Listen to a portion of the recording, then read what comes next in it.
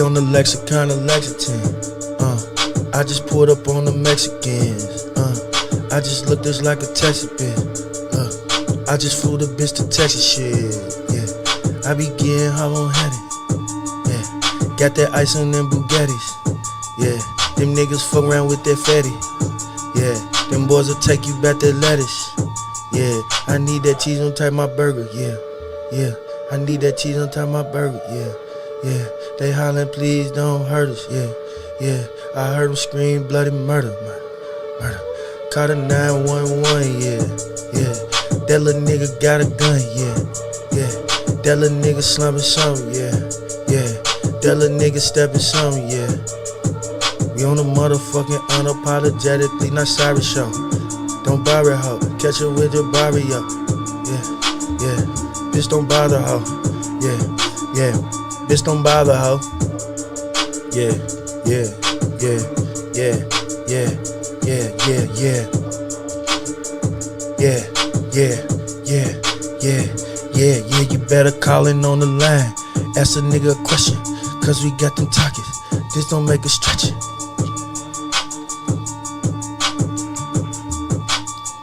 Yeah, and you niggas be Diddy. Please don't let them catch it. What's happening? It's that time of the week again. Okay. Let's get this thing started, Bucci. Yes, sir, yes, sir, yes, sir. You know what it is, you know what it is, you know what it is. It's that motherfucking time. This is the Unapologetically NotSorry show. You know what it is, and I am Bucci, and I'm here with my co-host, Mr. Motherfucking Mr. Meech, Mr. the Good Guy, however you want to call it, baby. Nice Guy Andy podcast. On the podcast right now, man. You know what's going down, man. We in the building, man, with the hottest topics.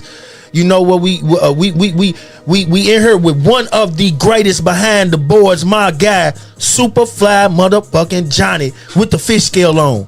That's right. You know how it's going down, man. Today we got J Mac McGuire in the motherfucking building. Great, come through, pop his shit with us. But as of right now, I'm here with my brother, man. My brother, what you got on your mind today? Let's start this thing off nicely. How was your week? Man, you know I had a pretty good week, man. It just it's I can't complain, man. I'm blessed. Right, you know right. I can't complain about nothing. I'm blessed, man. Just here, just working, man, trying to make it happen, man. Okay. Johnny, what's up with you? Nothing much.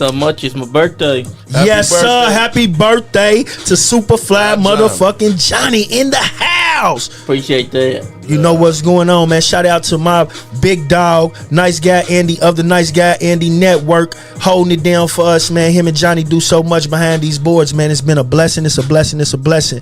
Man, we here today, man. So guess what we great do? We great get on into it. We great get on into what we got going on. Mr. Man, what you got on your mind, man? Let's start this thing off nice, man, for my mans get in the building, man.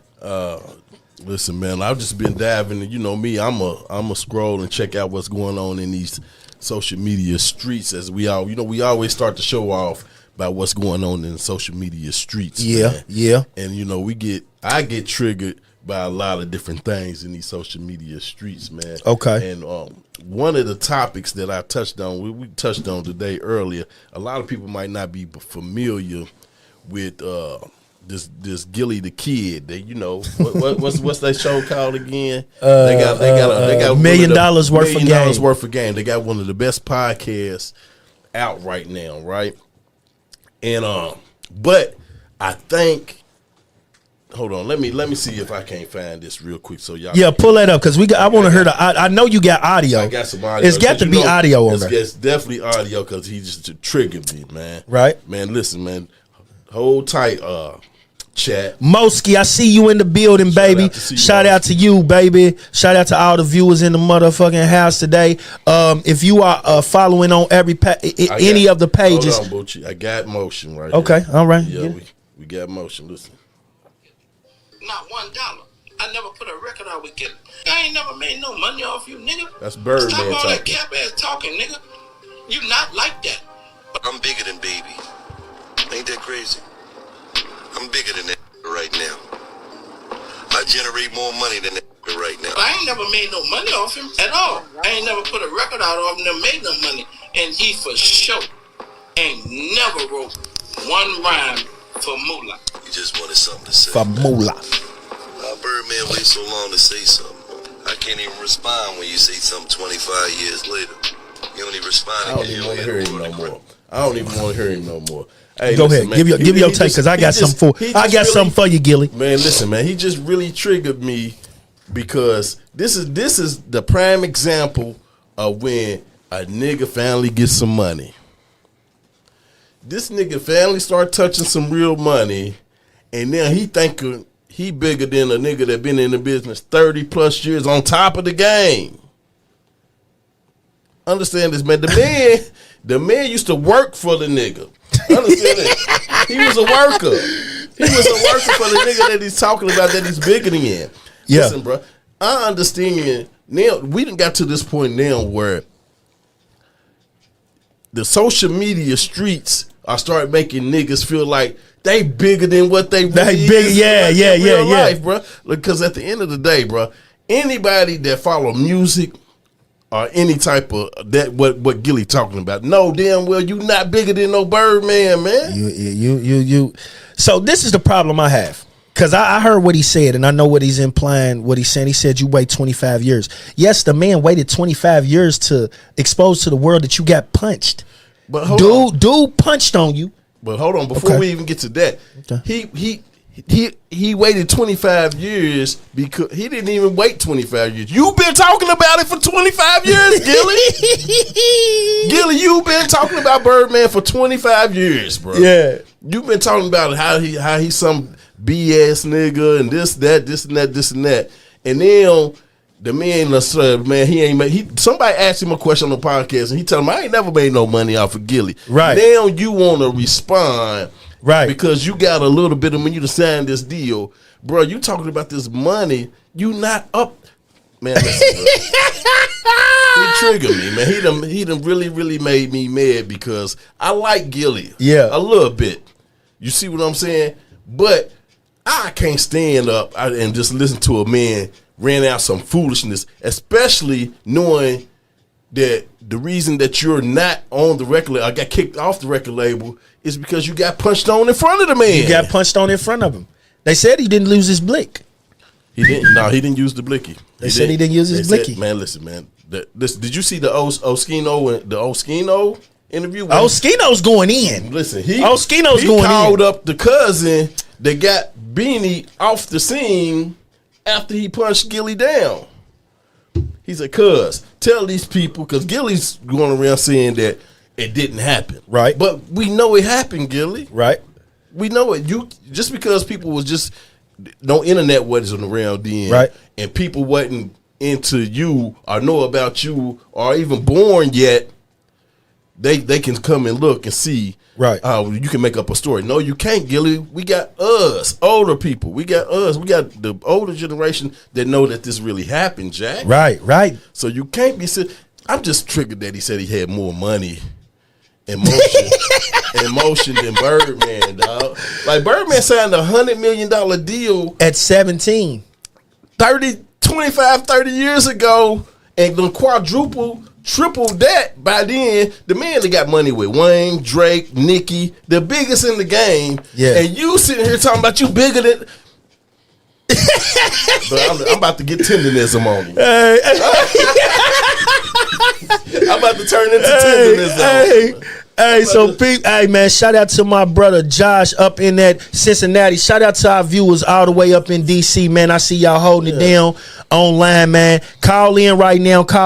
We want to hear your thoughts. 859-684-9535. Again, 859-9535. Well, 684 is before that. 684-9535. Yeah. Tap in. We want to hear your thoughts on any of this, on anything. We want to hear your thoughts. Man, listen, if you young and you don't know no better, Gilly could probably get that off. And he think that this social media platform to him, if it wasn't for Wallow, they wouldn't even be nowhere. Like, if Wallow decided that I'm gonna do my own thing, Gilly will be back to the regular Facebook making regular Facebook posts. Right. But what I'm saying is, bro, you can't, dear people, don't get to the point in life to where you start getting some money, you forget that you are one step away from going back to where you came from, bruh. Absolutely. You see what I'm saying? Absolutely. And don't start trying to act like you bigger than the people that help build you up. I gave you a platform to build yourself up. Absolutely. Because Absolutely. at the end of the day, man. Okay, I think we got a caller. I think we got a caller on the line. I think we got a Yeah, the Big call Fargo. What's up, family? What's up, family? What you doing? The call is Andy. All right, all right. Here we go. We What's got up? What's up? Hey, buddy. What's Are y'all going live on, right now? nice guy? Yes, sir. Yes, sir. You know it. You know it. It I don't was just stop. calling to, I tell you, I he was calling to called. wish Superfly happy birthday. Yes, sir. Yes, happy sir. Happy birthday to Superfly Superfly Johnny, man. I You appreciate dig? You dig? That's big love. That's big love, man. Shout out to you, Andy. We know you out there working, man, and putting it down, man. You already know. Appreciate the platform. You putting it forward out here, man. It's all love, man. You know what it is. Well, thank you guys. Yes, and sir, baby. Superfly, Yeah, couldn't do it without you, buddy. Happy birthday and much love, buddy. appreciate that. Yes, sir. Yes, Okay, sir. okay. Yes, sir. All right, man. All right, man. Yes, sir. We was got the Superfly- guest in the house. The guest Superfly just Johnny, walked man, in. getting his love, man, getting his flowers, man, as he deserved, man. Bucci, introduce the guest, man. Yes, sir. So we got tonight's special guest in the building, man. He came up in this thing with the buffs on and fitted and fitted and He suited. got And I'm the- gonna let him. Hold on. you know. Hold on. He got lightweight, got the Charlie Brown sweater vest thing. You did, yeah. Hey, working. listen, It is working. He came in here real flashy. a Yes, little sir. bit. Yes, sir, man. Introduce yourself, man. So what we do, man, is we like for you to give the people who you are, man, and go and let them know what it is, big dog. Who is you, man? J-Mac Productions, man. You know what Yes, I'm saying? sir. Producer, A&R, executive producer, engineer. Yeah. Extraordinary. Yeah. Okay. Yeah. Let's go. Yeah. Hey, J Mac, you just came in at the right time because you in this music business, right? Yes, sir. Okay, check this out, man. Like on this show, before we get started into your interview, we like to take a cruise down the social media streets, right? Okay. Right. So what we do is we discuss topics that either trigger us or intrigue us. Got you. So, we'll spend about 30 to 40 minutes on that, if that. That's cool. But depending on how the topic is. But we done already started on the topic that got me triggered already. And I just need to know, by you being a music guy, how do you feel about this, right? Okay. So, we just listened to a clip. A Birdman, he said somebody asked him about Gilly the Kid. Yep. And he told them people he never made a dime off of Gilly. So he don't even know what Gilly be even going through, this and that, right? Right. So Gilly took it upon himself to say he's bigger than Birdman. And he generates more money than Birdman. And and Birdman, he don't understand why Birdman took 25 years to even say something to respond to him. How do you feel about that? How do you feel about that right now? Knowing all that you know all that you about know it, about knowing that all that you industry. know about it, even from back then to this point now. Right. How do you feel about that? Well, Birdman, he got a bad rep anyway. You know what I'm saying? Yeah. So, to the industry, he it's kind of like how you view it. He's the man, but to some, and he's not to some others. But you know hold what I'm on, saying? man. Let's But be as far- honest. Are we talking about money here? That's what he we said. talking about It ain't money. not. Are we It talking ain't even that we about talking. rep? Are we Listen, talking about? we ain't even got now because it's all in. Even Right. though Birdman may not be perfect or Right. whatever we know, or whatever we heard. Right. What I'm saying is, listen to this.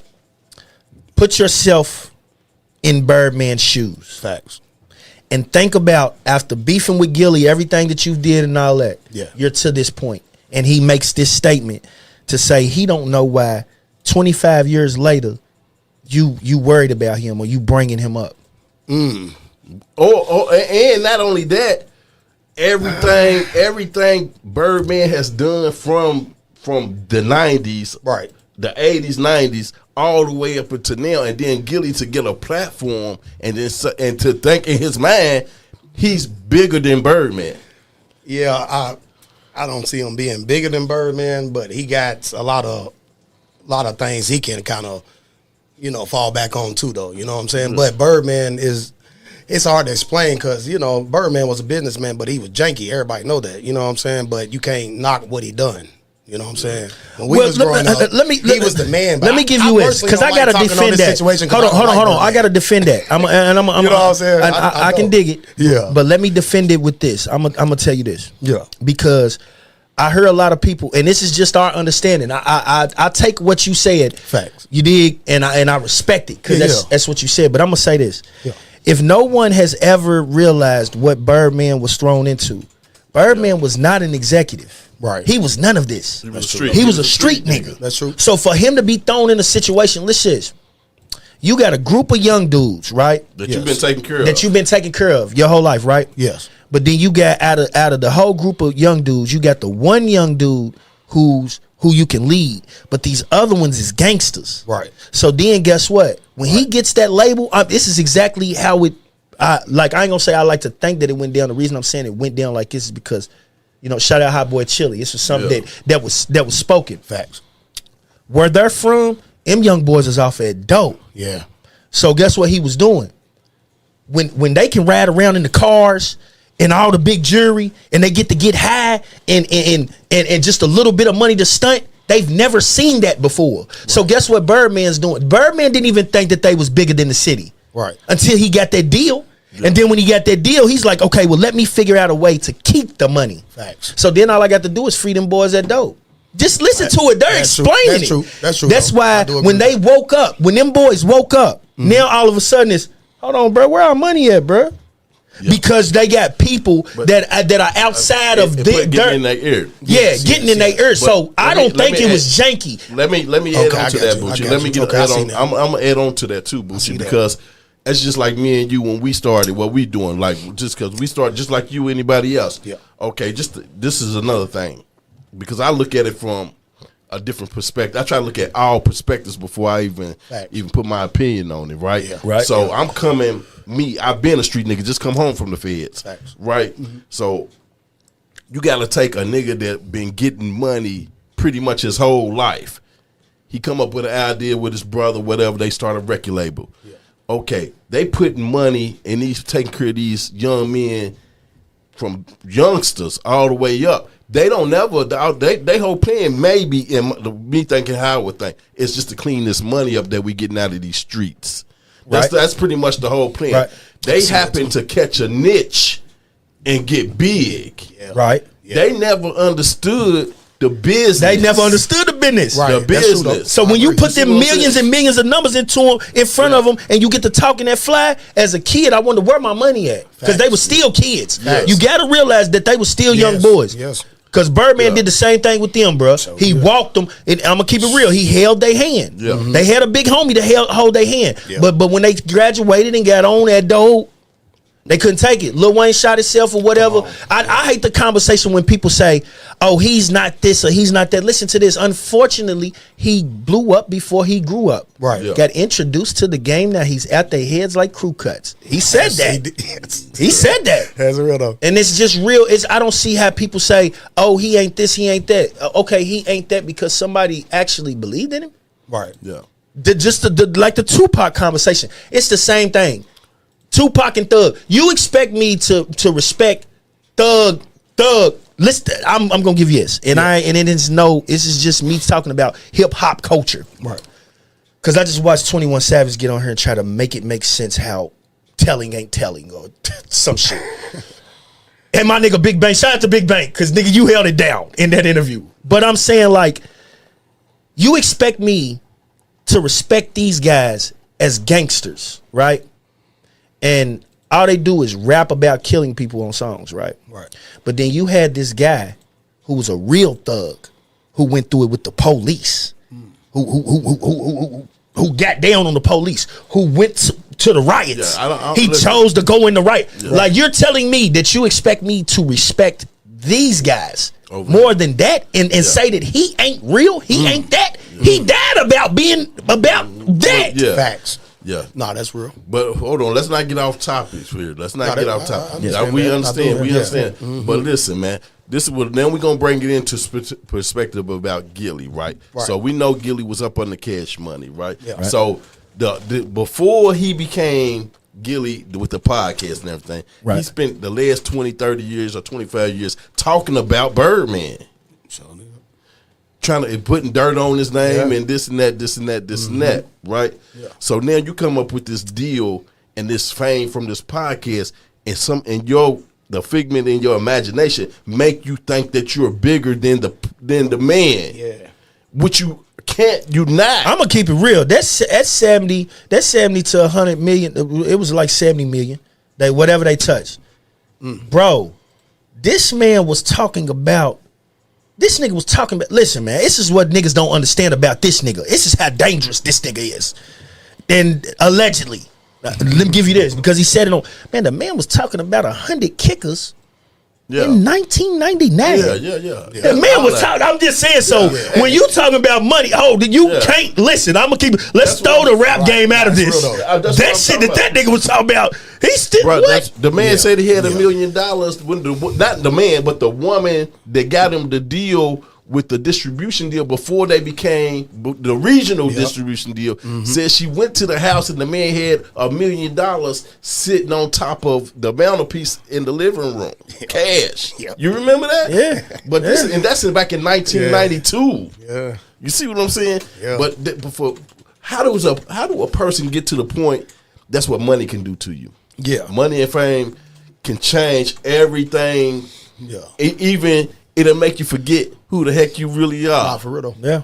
We see it all in the real time. life. In real life. Money will change everything about a person from where they live at, the clothes they wear, the food they eat, the cars they drive, the mentality that they have. You see what I'm saying? It really it could take a regular degular dude and make you think he's a gangster. Yep. Yes. You see what I'm saying? Yeah. It can make it can make a straight up stomp down square female turn into a hoe. You see what I'm saying? Money can do a lot of different. It depends on how much you love the money. That's why they say the love of money is the root of all evil. Right. You see what I'm saying? Yes, sir. And that's what I just seen with this Gilly kid thing, and I was just like, man, this man don't remember. He just got beat up in front of Birdman by Beanie Siegel. But see, that's just now coming out though. That's the problem. It's been out, but now the truth's being told. Yeah. And you toe up because you got punched on. I'm not saying this, bro. Just because this is what makes me mad about these front ass sideways gangster ass niggas. You do all this old tough ass shit on the net, right? Yeah. You talk about what you'll do to a nigga, you'll do it, you'll do this, you'll do that. That's why I don't do that. Because when it comes down to you having to do something, you have to do that. You gotta do it. You said that. Yeah, you gotta. You have to do that. You gotta stand on business. Like, so I can just imagine how much shit he talks. His mouth's flat. Yeah. I can imagine Beanie Siegel punching. Man, boom. But see, guess what? Boom. See, guess what though? Bucci, you running. Bucci, you was young then, right? So he got on the radio and talked crazy about Beanie. That's why he punched him down. Right. Because he did all the talking on the radio station, on the radio show in Philly. Yeah. So once he came off the radio, they seen him in the mall. I gotta Boom, take boom. a look. I gotta take a look at shit. So what did you expect your boss to do? Come on, callers. We need some callers in. What if you get punched at work? Listen. I need to know that. I need to know the answer for real. If you get punched at work, one, what do you do? Second, if you get punched in front of your boss, what do you do? Hey, check this out, because we just went from that, right? You say when people say stuff, they got to stand on business, right? Okay, now I'm a pivot, right? I'm about to turn the corner, and it's gonna be about standing on business, right? Okay, because this triggered me too. I made a post about it. Okay, let's see. Last week, it was a shooting at K-State. Yeah. Okay. So blessings to y'all. Blessings to K-State. Everybody affected. Everybody affected too from it. Blessings to you y'all. know what I'm saying? But prayers. this, like, I don't want to make it seem like I'm disrespecting nobody's family, because I'm not. I'm just speaking on the situation that I seen. Right. Okay. I see every day. We all, not everybody, but people that got kids. Right. They always talk about, if somebody do something to my kids, I'm a whoop, whoop, whoop, and whoop, whoop, whoop, and whoop, whoop, whoop, this and that, this and that. Right. See, and then when this situation happened and somebody stood on business about their kid, everybody's like, that went too far. It didn't have to do, they didn't have to go that far. They didn't have to do that. One thing about situations, you don't know how you're going to react when it comes to your kid. Amen. Right. You see what I'm saying? You don't know how you're going to react when you in the midst of a situation, because not only are your emotions jumping, it's just the heat. It's the heat of the moment. Right. And guess what? We don't know the mindset of the person, the people that's involved. Yeah. You don't know the background they come from. Right. The history of them or nothing. You know what I'm saying? It's just like walking into uncharted waters and you dealing with somebody you don't know. That dude right there, that could have been a straight killer from the beginning. From the beginning.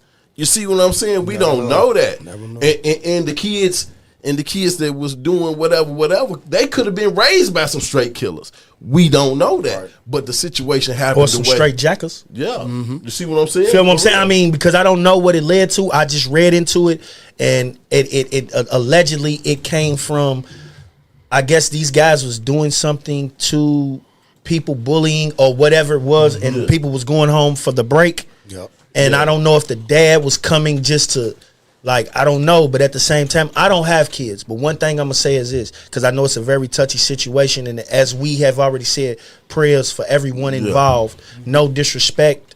But you got to understand, you can't tell a person how they will react in the moment. Yeah. It goes for anything. Yeah. That's just like a person hollering about, you if you ain't in the streets, but you say, I never tell on somebody. You probably you would never know. You would never know because you would never be in that situation. Like, so how could you even speak on it? You feel what I'm saying? Yeah, exactly, man. And that's what I'm saying. Like, I seen a lot of people getting on here talking about, well, they could have did this and they could have. You don't even know what you would have did in that situation. If you see. Because I didn't really go, I glance at stuff and I don't try to get too wrapped up into it because I got too much other stuff to get into and do. But from what I've seen, I just seen some kids fighting and a kid with a baseball bat and a dude come with the gun and then he did whatever he did. So at the end of the day, you don't never know. I know for me as a parent and my daughter, I'm going to jail about my baby. Right. And it's just that I don't even give it. I don't care. I don't care what nobody else think about. I'm going to jail to hell about my baby, and there's more people out here that's like that. Yeah. But until situations happen, you don't know. Right. You don't know what you will do. That's true. You see what I'm saying? When it comes to it, that's just like an intruder coming in your house. You don't know if you're gonna kill him or not until it happens. You can say that you're gonna kill him, but you might freeze up. Yeah. You don't know. Yeah. You see what I'm saying? Or you might let it go. Yeah.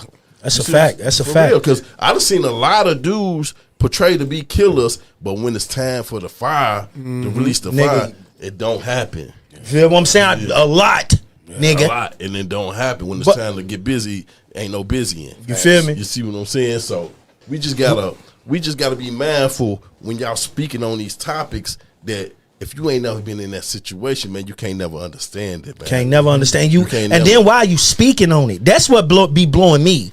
It's like people you don't even know. Right. You don't know what this side of the game does, but you speaking on it for what? Like there's no reason.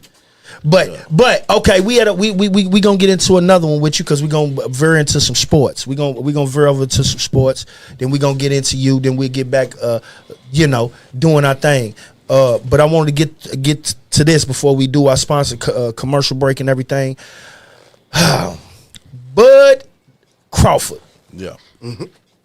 My guy. Well, I'll just let him explain it. Just I want everybody to hear it. What it said.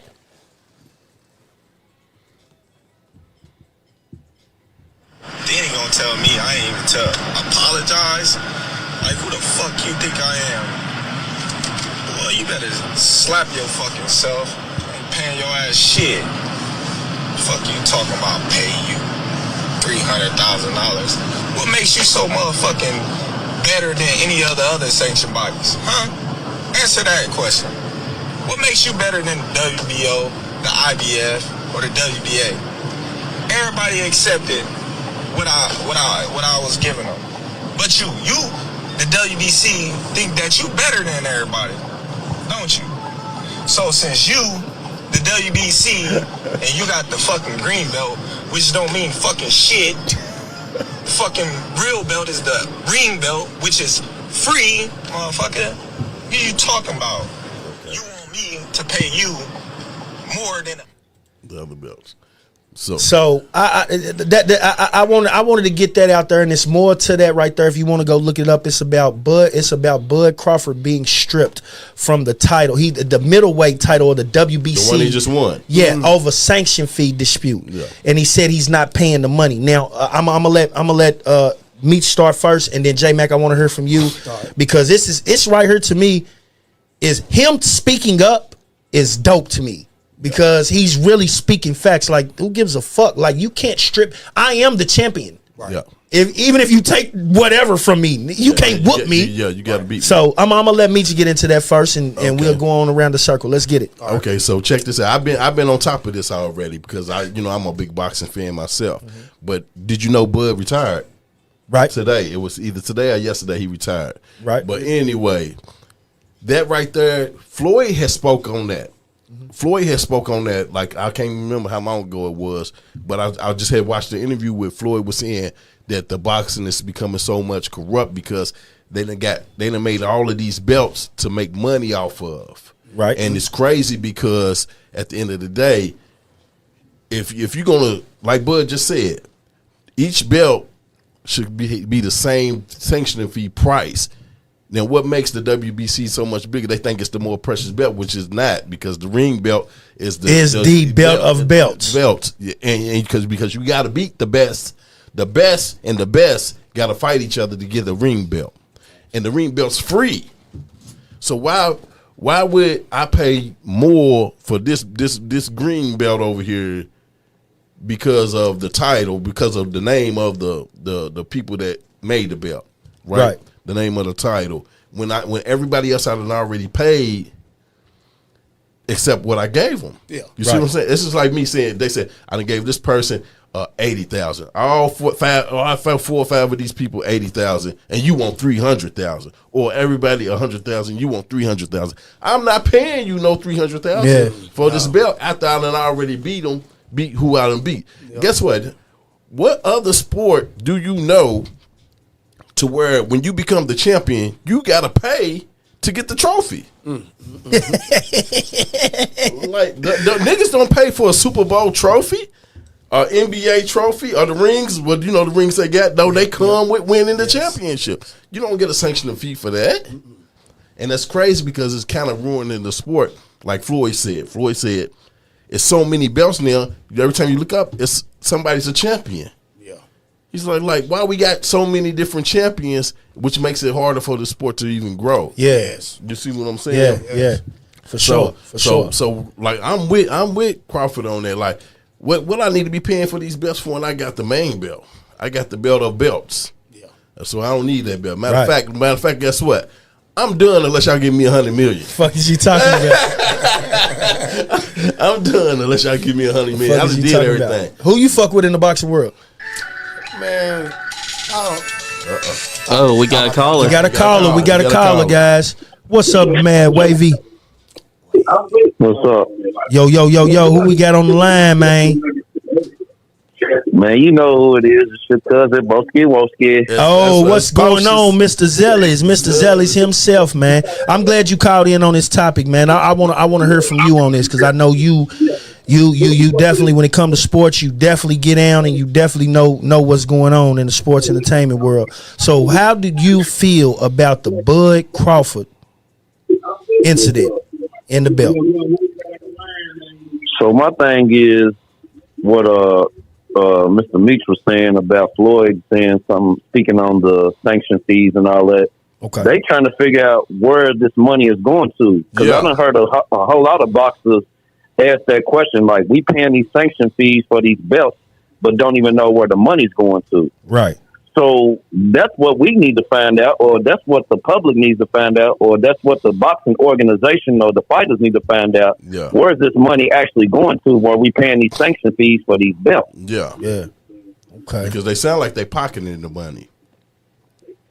Somebody's getting the money that it need to be going somewhere. They need to have something to show, okay, where if they paid $300,000, this much went here, this much went here, and this much went here, or something, because they're not showing nobody nothing, and it's just like the boxers is getting paid. Not only are they taking a percentage of their money when they win, they got to pay these sanctioning fees too, and that's crazy. And it's crazy. Like, nobody pays for trophies when they become champions except for boxers. Facts. That's crazy. Yeah. Nobody pays for rings or trophies, bro. Nobody, bro. The matter of fact, the New York Knicks got paid for winning. Yeah. They just got They got 500,000. They got 500,000 apiece for winning the cup, the in-season cup. Now, that sounds crazy to where I win a trophy and I got to pay for the trophy in this sport, but I win a trophy in this sport, Get paid. but I got to pay for the trophy. Yes. That's crazy. That's crazy. I knew when I seen it, I was like, and then the thing is Bud's very outspoken. So when I seen him going in about it, I said, man, they didn't push this boy to the level. But guess what? Because his mouth's bad. Dude's mouth's really bad on But the low. he don't ever usually speak on no social media. No, So that's how he you don't. know. That's how you know he's mad. That's how you know he ain't don't. playing. He don't even get on social media and do no whole bunch of talking. He do his talking in the ring. You see what I'm For saying? sure. Yeah, And like, he yeah. don't But play- you know what? What's that? What'd you say? Go ahead, The Most. thing is about what boxing has become now, as far as with the Saudi Arabian guy that took over, that's putting all these super fights together and giving them big ass purses. Because at a point, like, you had all these the top tier boxers not fighting each other for whatever reason it is, but because we want to see those fights. Now that Turkish guy or the Saudi Arabian guy is giving these huge ass purses and putting these fights together, but hell, they doing it all the way in Saudi Arabia. Right. So if you looked at them broadcasts, if you watched them sporting events or the boxing matches, only people that's in the audience is the Saudi Arabians.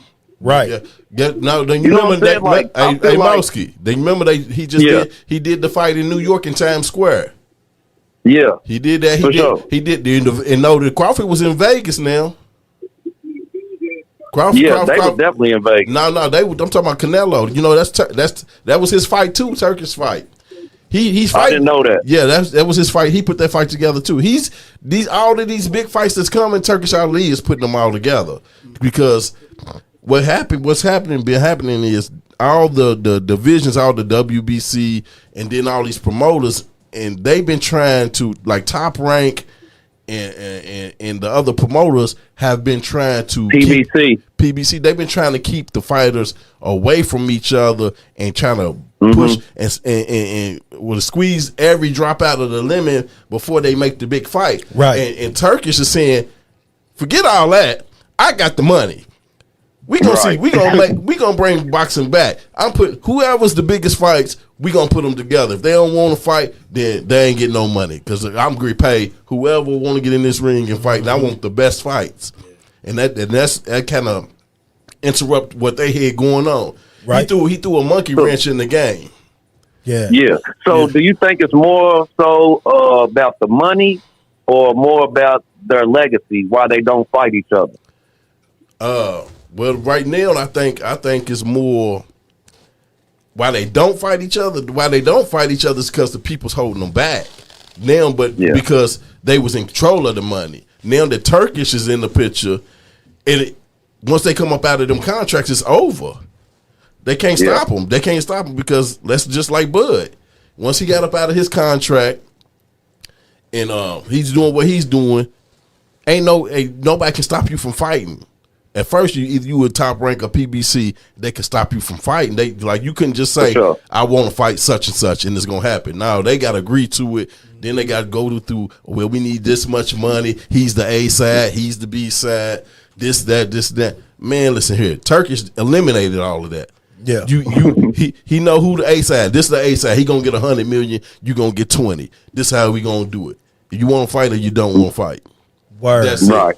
That's it. Word. Now, y'all brothers keep doing y'all thing, man. Yes, sir. Yes, sir, man. Yes, sir. Appreciate you calling in, Mosky, man. Love you, man.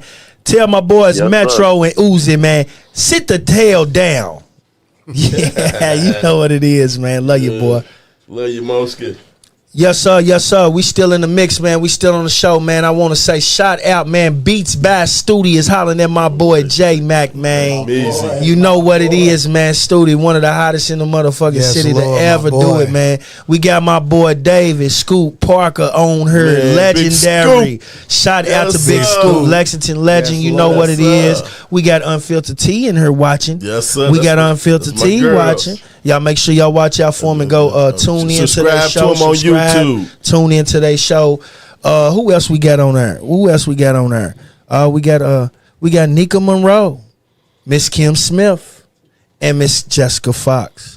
Thank you for tuning in. You see the number up top. Tony Wavy. Tony Wavy. Ah man, Yeah, my Tony bad, man. Wavy. Shout out to Boy, Mad Tony, Wavy, man. what's happening? We just cooked up something real special, man. Okay. Great come for the holidays, Hey, man. put that list back up there real quick, Johnny, so I can go down the list. You We gonna dig, go down you the list. dig. Everybody, You dig. That's man. So, we got Joy Truex. Got Joey. Tanya Gill. Sissy. Their sister, Ariel Edwards. Oh, they got Harry on her. Tommy Egan. Yes, My sir. boy. Davis. Codini. You know it. Charlie Murphy, Michelle Farrell, You know what it Zachary is. Mayfield, and Cal's Mills, man. Thanks for coming, tuning in, and tapping in with us, man. But we could get into J Mac, Mac Measy, Mac Measy. Mac Measy. Listen, man, I want you. I got a few questions for you, man. Like we could get into this interview with you, man. All right. So I want you to explain, like, where are you from? Originally from Sturgis, Kentucky. It's Union County. It's a small Union town. County. That's where Yeah. Union College is at? Or is No, that's Union not- County. Union Yeah, the county, not Okay. the city. Okay. We close to like Hoptown area, Paducah. Okay, Yeah, okay. western part of Kentucky. Yeah. Okay. Where they So- love, yeah, they love you. Yeah, up they there. love us. I know they love you. up 270, there. man. Shout out, man. Yeah, 270. That's If you close to watching. Tennessee, right? Yeah, Okay. yeah, it's right on the border. Okay, so you what about what age did you start coming around the Lexington area? I moved up here 2018. 2018. Yeah. So you ain't been here that long. Nah, not long at all. So what? So tell me, I'm gonna go. We're gonna get back to that, but tell me what it was like growing up where you come from. Man, it was we had a lot of old folks where I Yeah. was at that taught the youngins how to really do. That's why I'm kind of polished like I am, so you say. You know what I'm saying? We didn't get away with a lot of stuff. You know what I'm saying? Like the old folks really polished us growing up. So Yeah. they used to say we was 10 going on 30 type. You know what I'm saying? Okay. Yeah. So, but we had good times though, man. Where we from, it's like you either in the music, you do sports, hustle things like it because it's small. Yeah. So we Yeah, didn't it's have small. a lot, Yeah.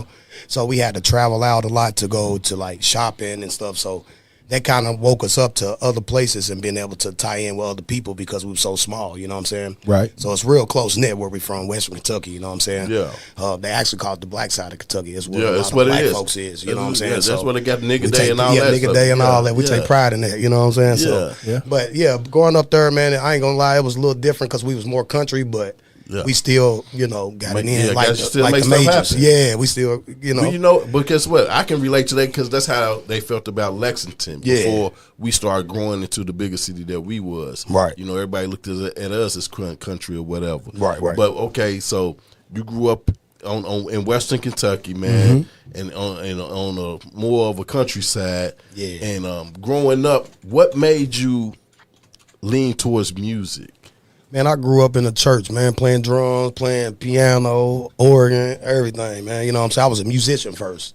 Oh, so who yeah. who inspired you though? Like what was your inspiration? Like when you Always being a musician, man, I had some cousins and friends that rapped.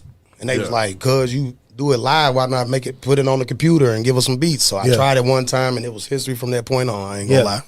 Yeah. Check and dig. Check and Yeah, dig. because That's what's up. being a musician, it's kind of easy to put it all together. But I had to learn the program. Shout out to Fruity Loops. Shout out to FL Studio. You know what I'm So saying? I thought it was before. I mean, I may be mistaken because I ain't even gonna lie. Like I was just coming out of bondage and all that, but I swear I thought it was before 2018.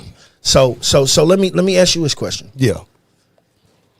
When you first touched down in this city, Mm-hmm. what was your first thoughts moving forward in your scene? that's Like where I was what going. was your thoughts moving forward? Okay. Well, I can go deeper in depth, and that might answer a couple other questions in one. But I had a big name in Bowling Green for producing. I had dealt with Starlito, Gotti, and all them, Nappy Roots, a couple others. So There's actually some people from here. Their names, I'm pretty sure y'all know them. It's Queedy. Facts, facts. Shout out to Queedy. Shout out to Trap Queedy, man. Queedy, man. I'm telling you, man. Floors up. Shout out to Floors Up, man. Y'all make sure y'all reach out to Trap Queedy.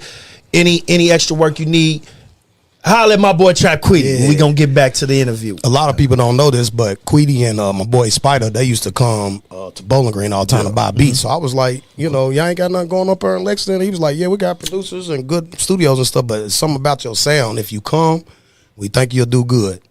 So this is why you said you might have seen me before. I was coming down in like 2017 to test out the city. Okay. I actually was staying with Spider, you know what I'm saying, to see if this is where, I wanted to come to and stuff. Because I was already established in Bowling Green, household name and everything. But long story short, I came down here like that. So Fire Entertainment was the first building I came to down here. I think I think I might have seen you in Fire with I was in the back room doing beats. That was when I first even met him, was Fire. Yeah, so that's why I met the whole city. Shout out to Fire, man. You know what I'm saying? Shout out to Zoe, you know what I'm saying? But when I first moved here, my boy Rakim, and you know what I'm saying, he put me on with a lot of guys from there, like Mino, you know what I'm saying, and Prophet and a couple other people. But that's how I came about, like, you know what I'm saying, just my guy Leroy from Bowling Green connected with Spider now, and he was like, that's how he got him down to Bowling Green, you know what I'm saying? So it was crazy how it all happened. It was like it was meant, because I never had Lexington in my radar. Yeah. Okay. Yeah, because when I was in Bowling Green, I was in Nashville. I was either Nashville, Atlanta, or whatever, because I had some ties. I've been in the game for a while, you know what I'm saying? Yeah. So I had producer credits and stuff in college, back in 07, 08. So I was really trying to figure it out, but I didn't know a lot of the business side of things, you know what I'm saying? One thing I can say about you is you give an authentic the feel of any working with you. Yeah, because I've been in multiple settings with you, not just your studio, but other settings. Yes. It's a vibe, comfortable feel. Man, rest in peace, Riri, Mikey, everybody that I done been around you, with you, like with you, bro. It's always been welcoming. Red, Shorty Red, all of them. It's been welcoming, bro. And I'm gonna keep it real. It be like a party, but we get great stuff done, man. Facts. We get great stuff done, man. But my brother got some. What you got on the list? I got some questions for you. I got plenty. I got some action over here. Appreciate you, man. Hey, listen, man. No, so coming from where you come from, and then you get to Lexington, what were some of the biggest challenges you had to face when you got here when it comes to this music industry? Just basically getting my, business off the ground, meeting everybody, seeing who did music, because when I first got here, that was my main thing, to let people know I had the beats, I had the recording, the sound.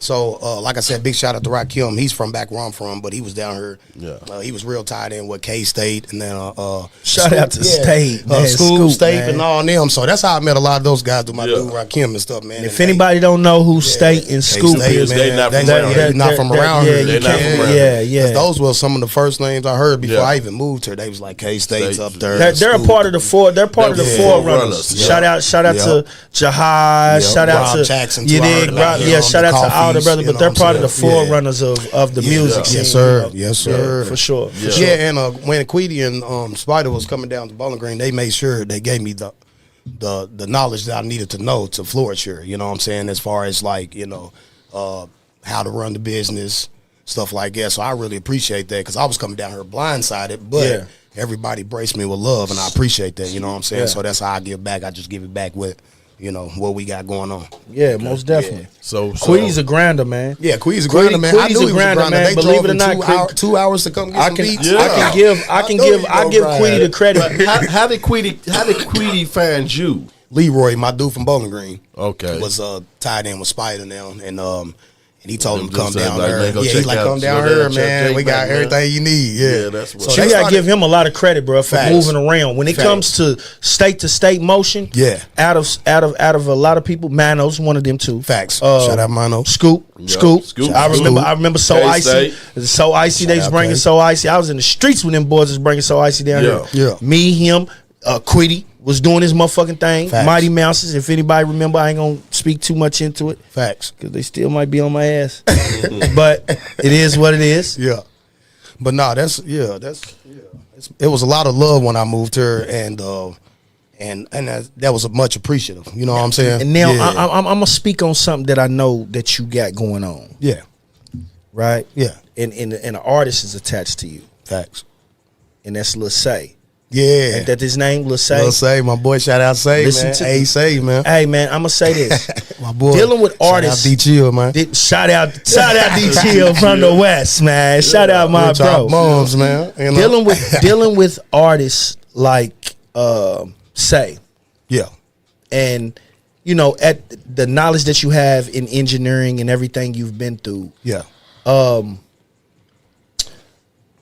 As hard as it is for us to get in, what is the most important thing for the younger artists that you feel they need to do right now?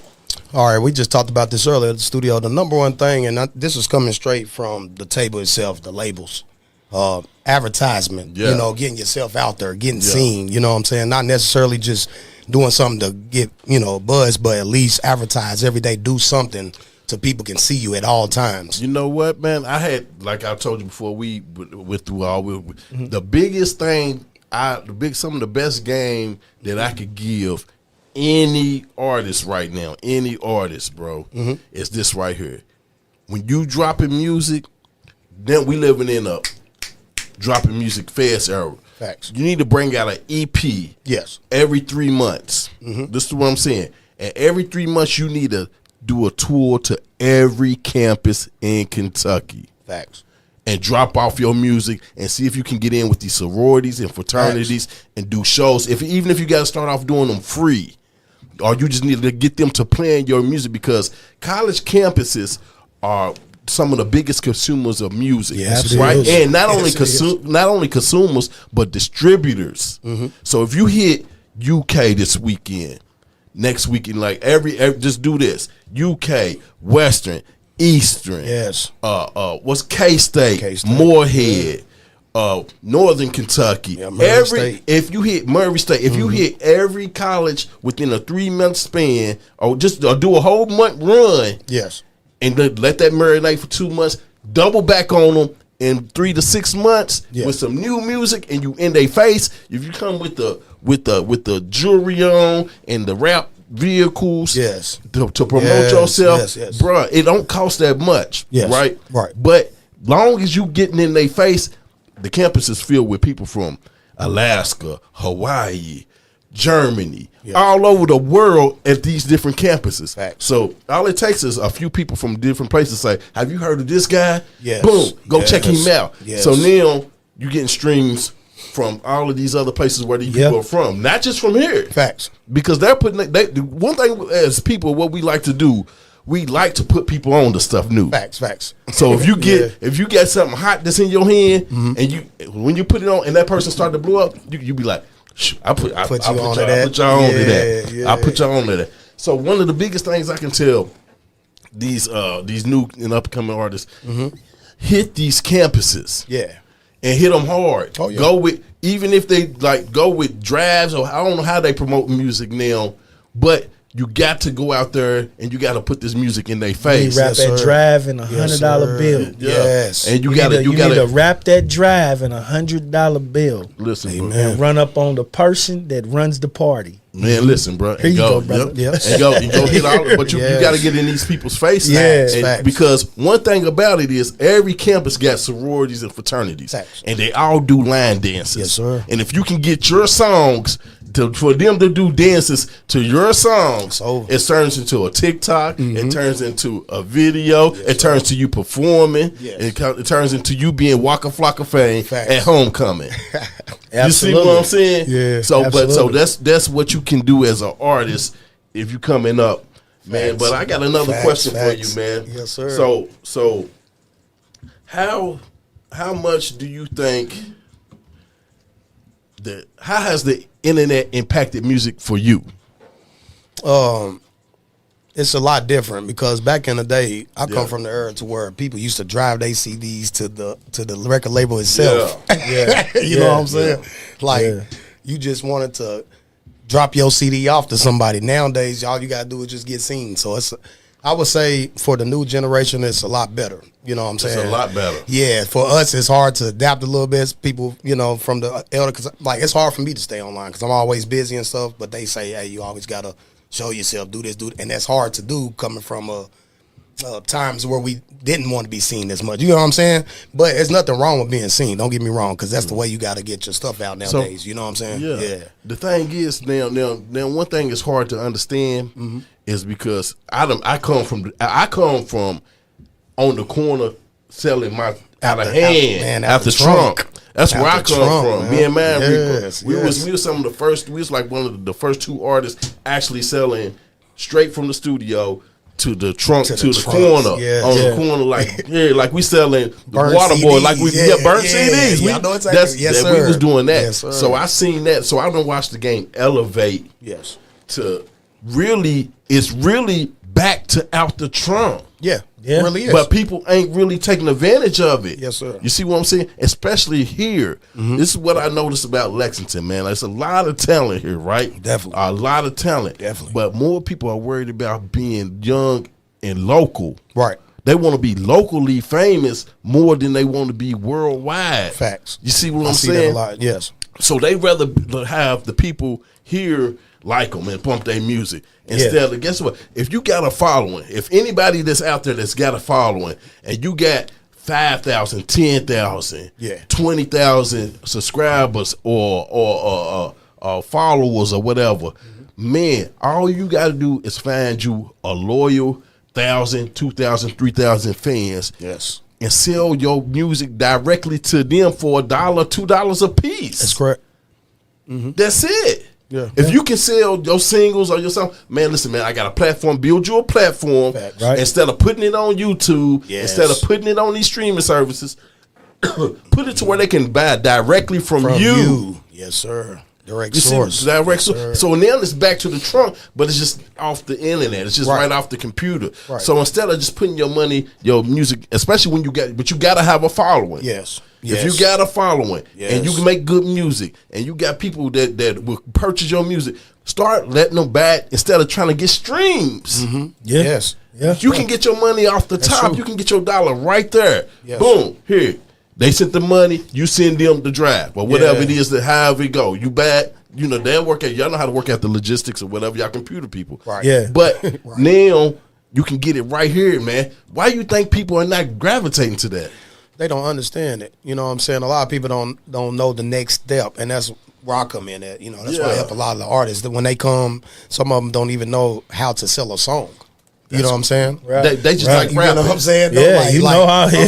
So they still stuck in the mentality that if I make a good song, somebody gonna come and put find it out me. and it's gonna find itself. No, they don't even know how serious copyright is, how serious registering the song is. I don't think these artists really know how serious the engagement is. Yeah. And I'll give and I just want to add this in there. And I see Studi. Look, I see you. Studi, you brought up G-Mac. You brought up G-Mac for sure. Yeah, G-Mac. G-Mac goes in that legend category. Off the dribble, brother. Yeah. No question. Shout out to Big Cuz. So this is it's where I feel like the grind has gotten Lazy. It's not even that late. So peep this. What's up? We don't know who's making music. There may be a record executive that's $100 millionaire that wants to rap, and he makes trash music, and he comes to every open mic, and he comes to all of this shit that you never know. But the crazy thing is when your cocky self goes up there and performs, and you bring 20 people with you, and then you walk out with those 20 people, that person that might can open a door for you sees that as disrespect. Right. A lot of people don't see the moves that they make, especially with these artists. They don't see how they're moving. You're not engaging. You want to be liked, but you're not there. Right. Yeah. You're not nowhere you need to be. Yeah. But and then the first thing that they claim is, oh, popularity. People person can be popular. Facts. There's no such thing as being popular if you're not there. Facts. Yeah. You got to be. They don't know in the you. building. They don't know you. You got to be in the building. They don't know you. That's true though. You got to be in the building to work. That's true though. Yeah, for sure. Like you can't build a fan base simply off of just being on the internet. Like people, it's a pro and a con to being in people's face. Yeah. But when you coming up in this, you have to get in people's face to let them know that you're serious about what you're doing. Facts. And that's with anything. It don't matter what it is. You got to be in people's face, man. Yeah. So okay, how did you start getting in people's face? Like, besides them people telling you, like, once you seen, was there ever a time business started slowing down for you, or you had to come up with a new niche to get out there and put your face in the place? I ain't gonna say business ever slowed down, but I just added to the business because technically, this is what everybody don't know. When I first started in music, I was technically a producer only. Yeah. Only. You know also, what I'm saying? you rap and stuff too? No, just beats only. I didn't rap, I didn't engineer, didn't do nothing. Strictly beats. I ain't gonna lie, I made a living off of beats. Because hold on, just explain before we go any further. Explain that to people, because a lot of people don't know there's a difference between being a producer, engineer, and a beat maker. Okay, so the producer themselves makes the beats. The engineer is more on the sound side. You record it, and then you know what I'm saying. And the beat maker just makes beats. Well, no, producer and beat maker is the same thing. Yeah, the producer is the producer of the beat, right? And then the engineers, which is records the song. That makes sense. You know what I'm saying? Okay. So I became an engineer when I came up here to Lexington. Yeah. Yeah. Now, hold on though. Let it. Now, the reason he's asking that because there's a niche in there. Okay. There's a slippery slope. Okay.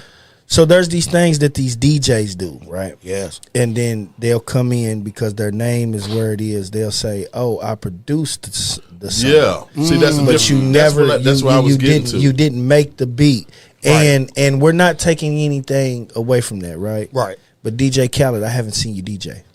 Right. I haven't. Yeah, I'm just saying. I'm just explaining the difference. I know he used to, but I've never seen you DJ. Me neither. And that's the difference. And then these guys, even though we just watching, I hate just bringing this up because this guy's got to come back in our conversation. Diddy.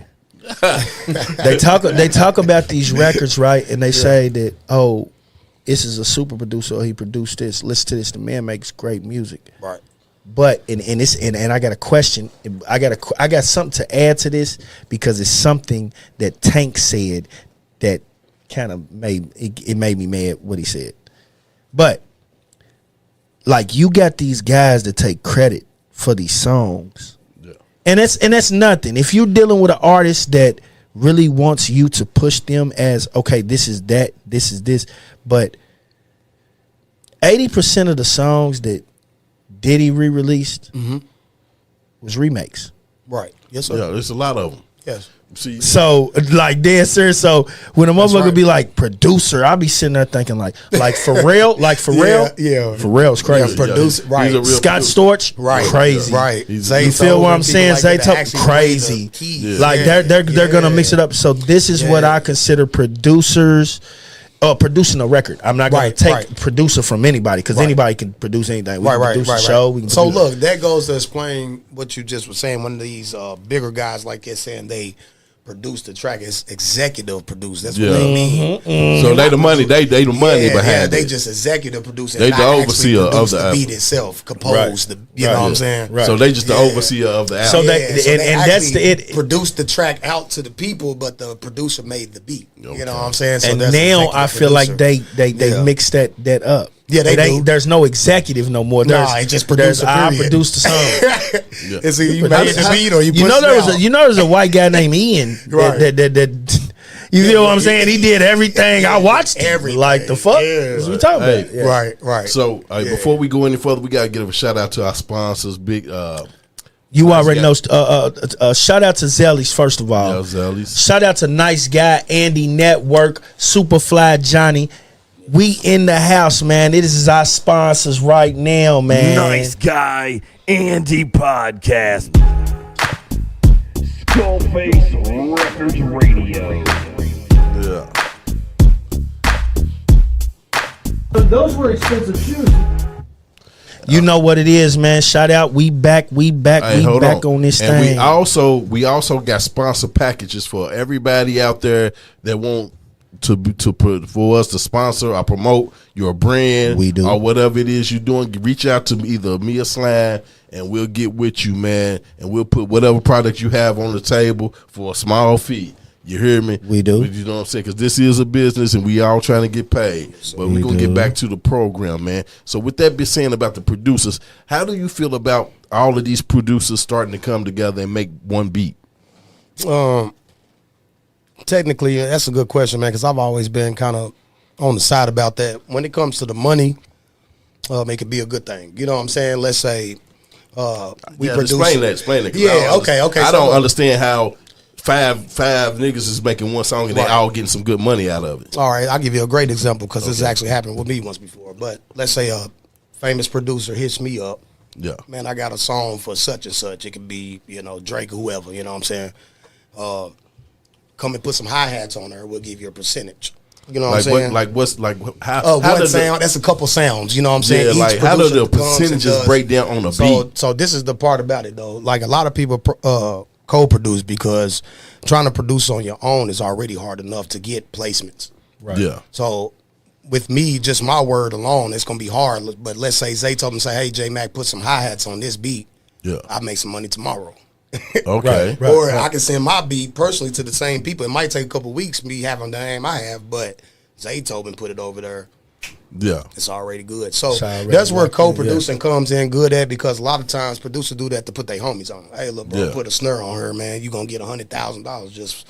Right. If the song makes a million, if it blows, you gonna make $100,000 just off of putting two sounds on there. You know what I'm saying? I've seen it happen. You know what I'm saying? Like four producers on one track, but they all declared 40,000. That's how one song. What's his name? Like, Southside was big at that. Man, 808 Mafia is infamous for that. Like they set templates for each other. Like they got a computer. I've worked with a couple of the guys, but they got a computer to where they got starter packs on there.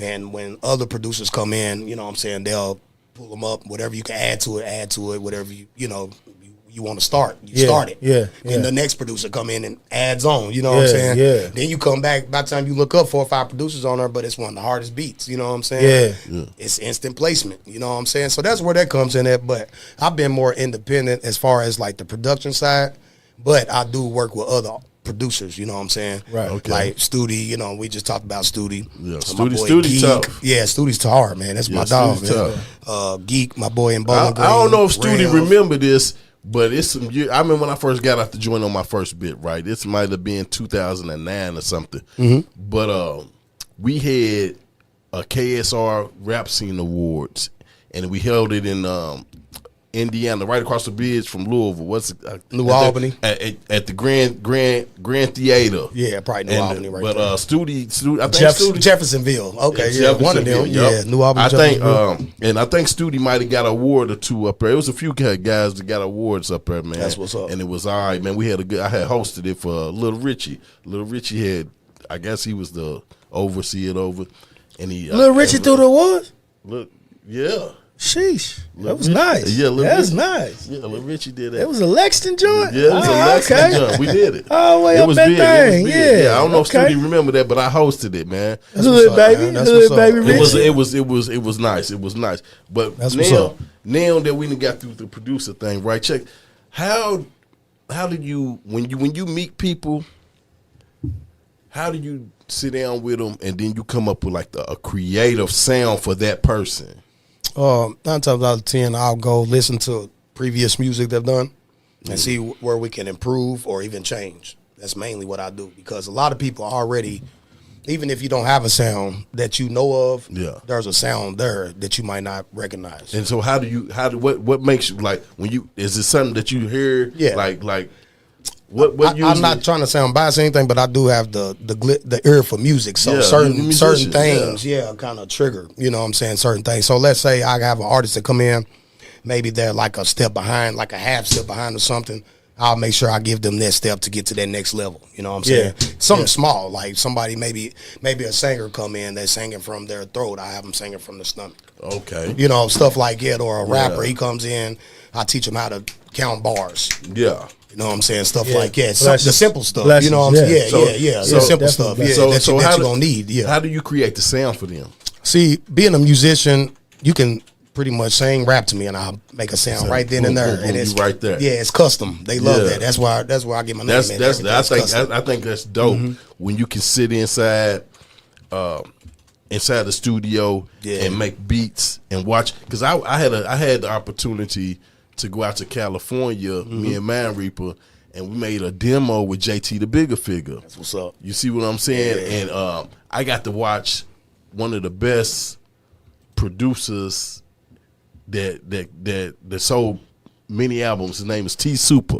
Call him T Soup, and he produced the MC Hammer's "Let's Get It Started" album. That's tough. So at the time, he was working with JT the Bigger Female, and I got to watch him make these beats from scratch, bro. Yes, on these like keyboards. You remember that Man Reaper, the instrumental? Dum dum dum dum dum dum dum dum dum dum. It sounded like the march, left, right, left, right, left. You know, like I gotta get the instrumental for you. But if you get it, you're gonna hear it. You're gonna be like, it's hard.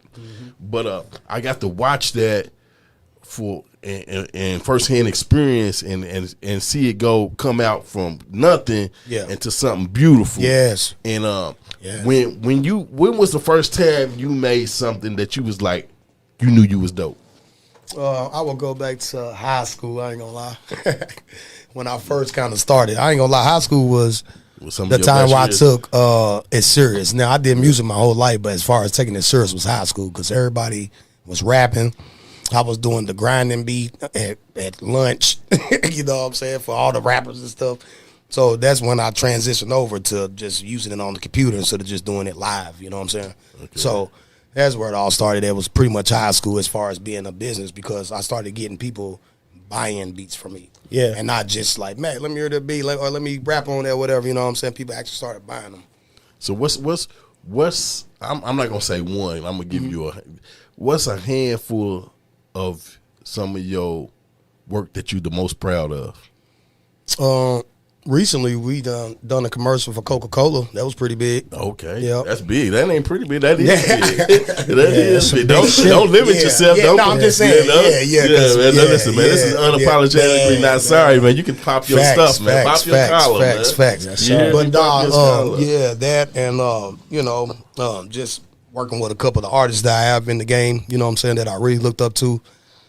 Going back to when I was young, being where I'm from, Starlito is like the man. Yeah, he's the man. He's the man. Shout out to Starlito, man. I just got through. So are you on that new? You on the new project? I'm on the last one. The last one. Yeah, the last one I did. Globetrotters, produced by me. Starlito Globetrotters. That's produced by me. Oh man, that's big. Shout out to you, bro. And shout out to Mind No Slick, man. On the new project, got the beat drop on her. Man. Shout out, heard it. My boy had a listen. Yeah. It was nights sitting at the computer and a little drink in my boy. Yes, Lord. And he would speak his truth about this song.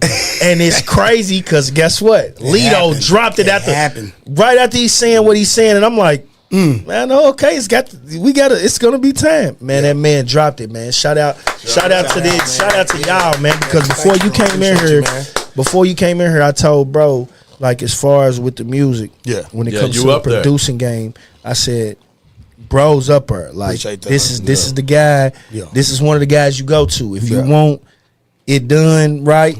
That's where you go at. You know. Yeah. Appreciate that too. Yeah, for sure. So, what's some of your favorite techniques or tools that you use when it comes to this? As far as my program goes, Fruity Loop Studio, because like. What I'm known for is I used to go to major studios, pull out my laptop, they'll see Fruity Loops, man. They used to, I'm talking about talk bad about Fruity Loops. I'm talking about, what you doing with that, man?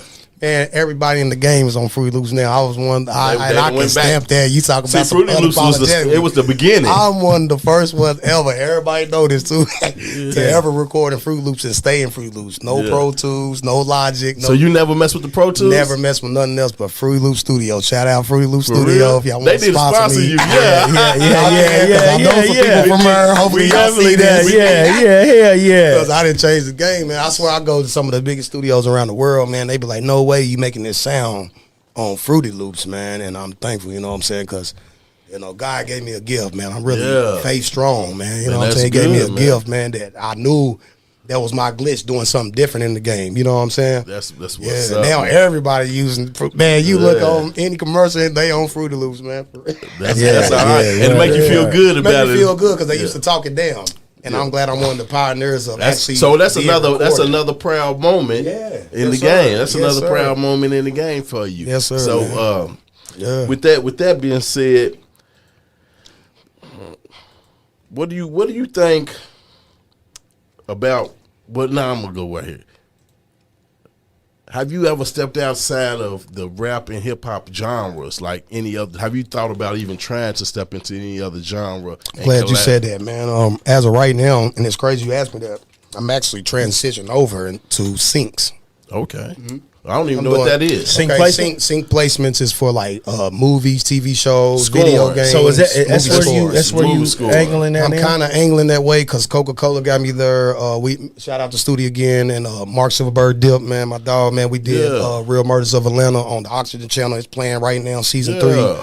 I got a couple other stuff too. Shout out Young Wow, man. I watched Real Murders of Atlanta. Season 3, man. Me and Studio did the beat. Shout out Studio again, man. Shout out to Real Murders of Atlanta. I watched that, John. Hey, guess what, man? Hey, listen, man. Y'all slipping on unapologetically not sorry. Yeah, what you talking about? We bringing real people in the studio that's doing real big things, man. Hey, man, y'all need to go on and subscribe to that YouTube channel, man. Hey, guess what, man? Make sure you subscribe. I will. I promise, man. Come on, man. Listen, man. I will. Because at the beginning of the year, we're gonna start streaming on YouTube also. Okay. Because right now we worldwide with the Nice Guy Andy podcast. That's what's called network. And then we doing our own thing on Facebook. Okay. And then we got the Facebook group come in and collaborate with it, man. And we need guys like you to support us. Yeah. And we support you and push it, man, and get us out of there. Because like I said.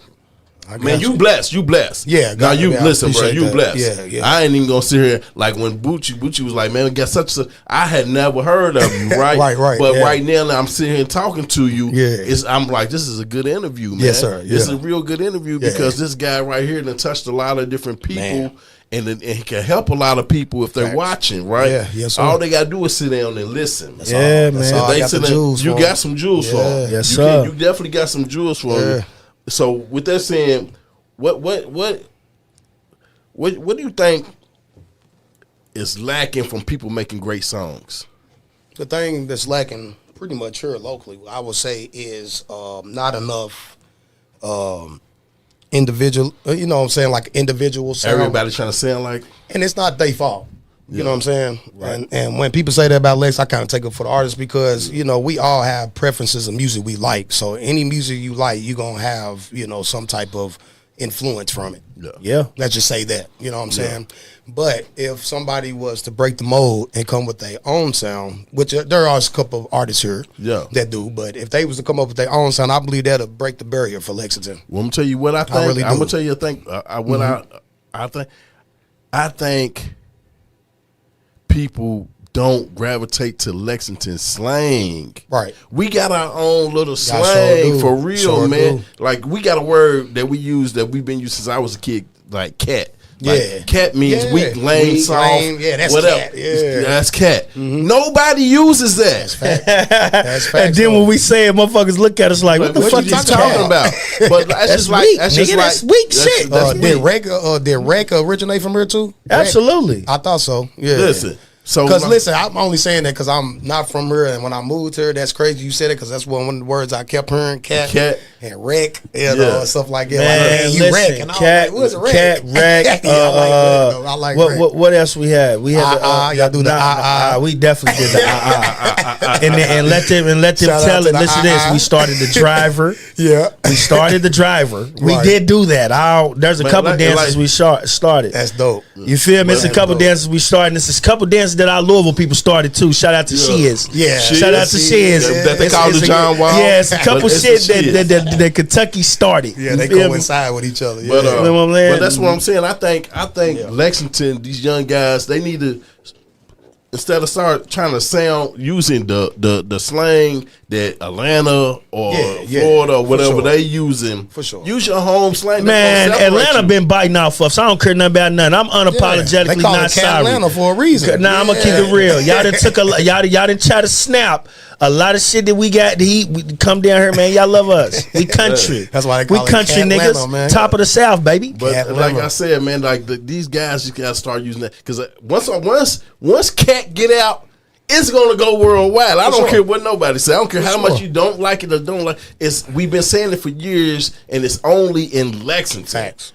Like it's not in Louisville, it's not in Paris, it's not in nowhere else. It's Lexington. It's Lexington slang, and that's what's gonna separate you when y'all get on these interviews and y'all sit on these front porches or on the porch interviews and all of that.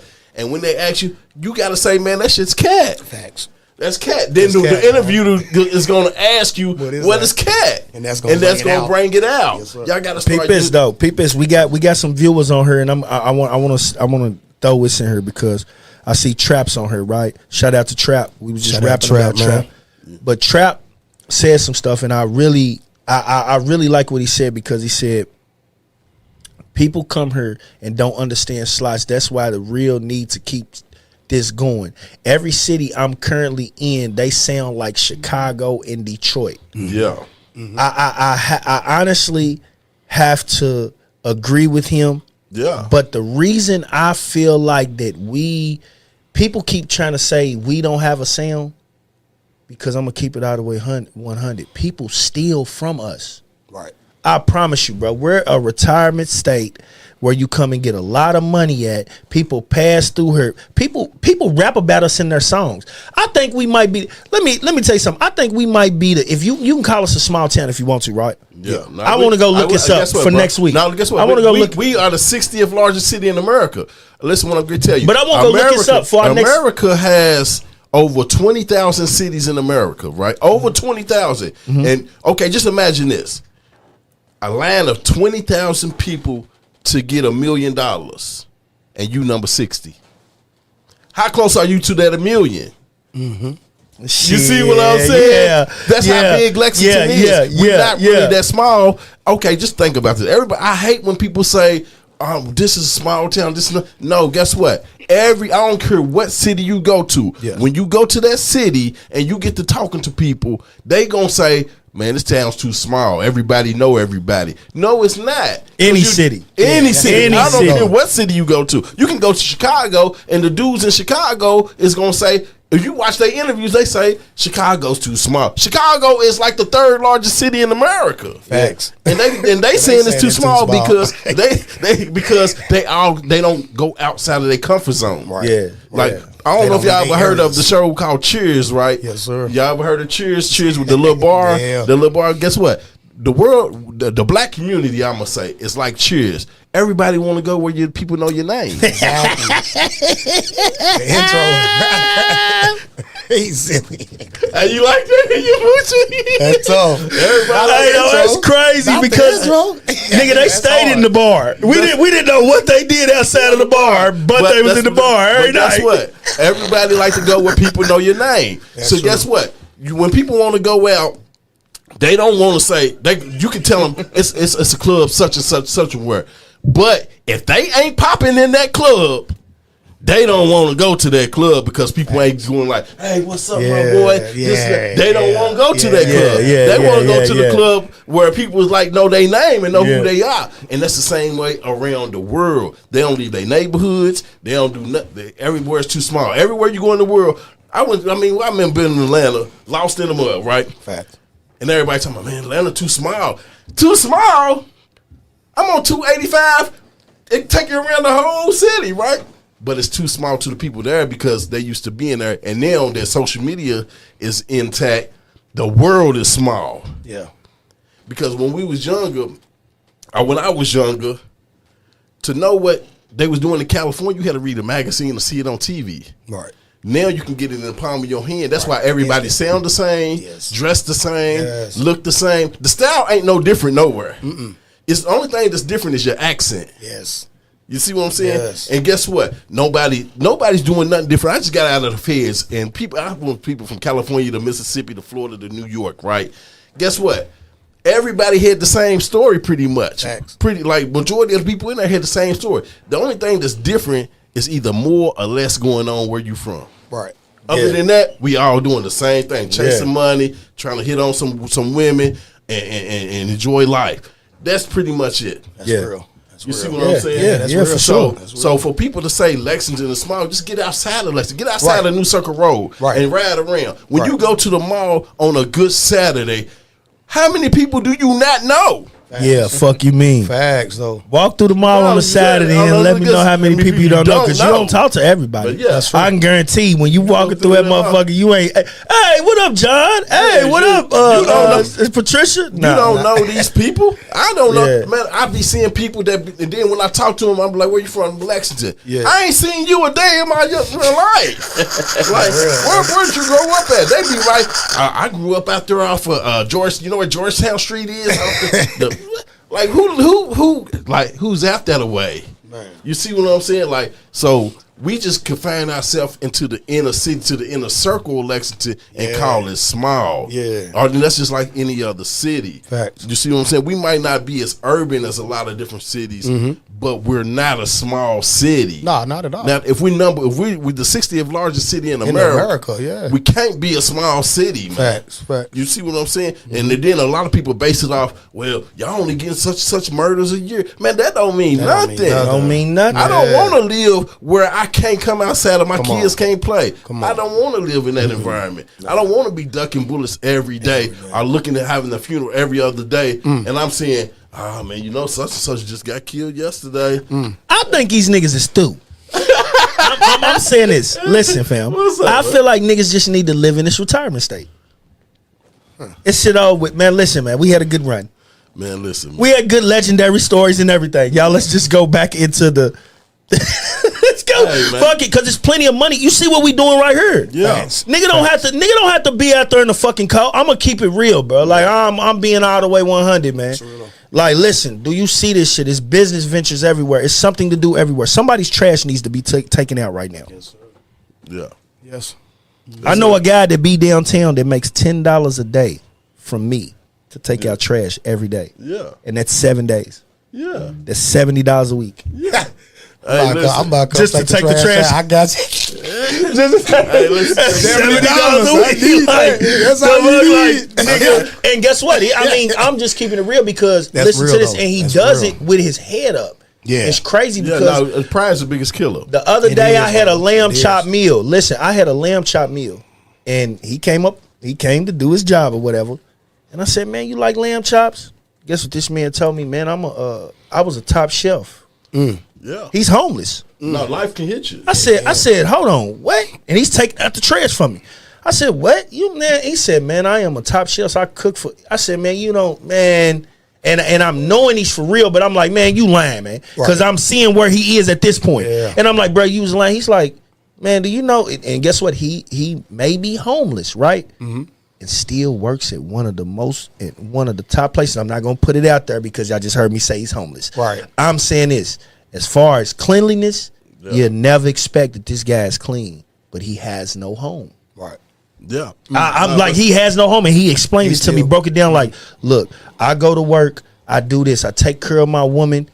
I'm like, does your woman have a home? He said, no. We both live in the street.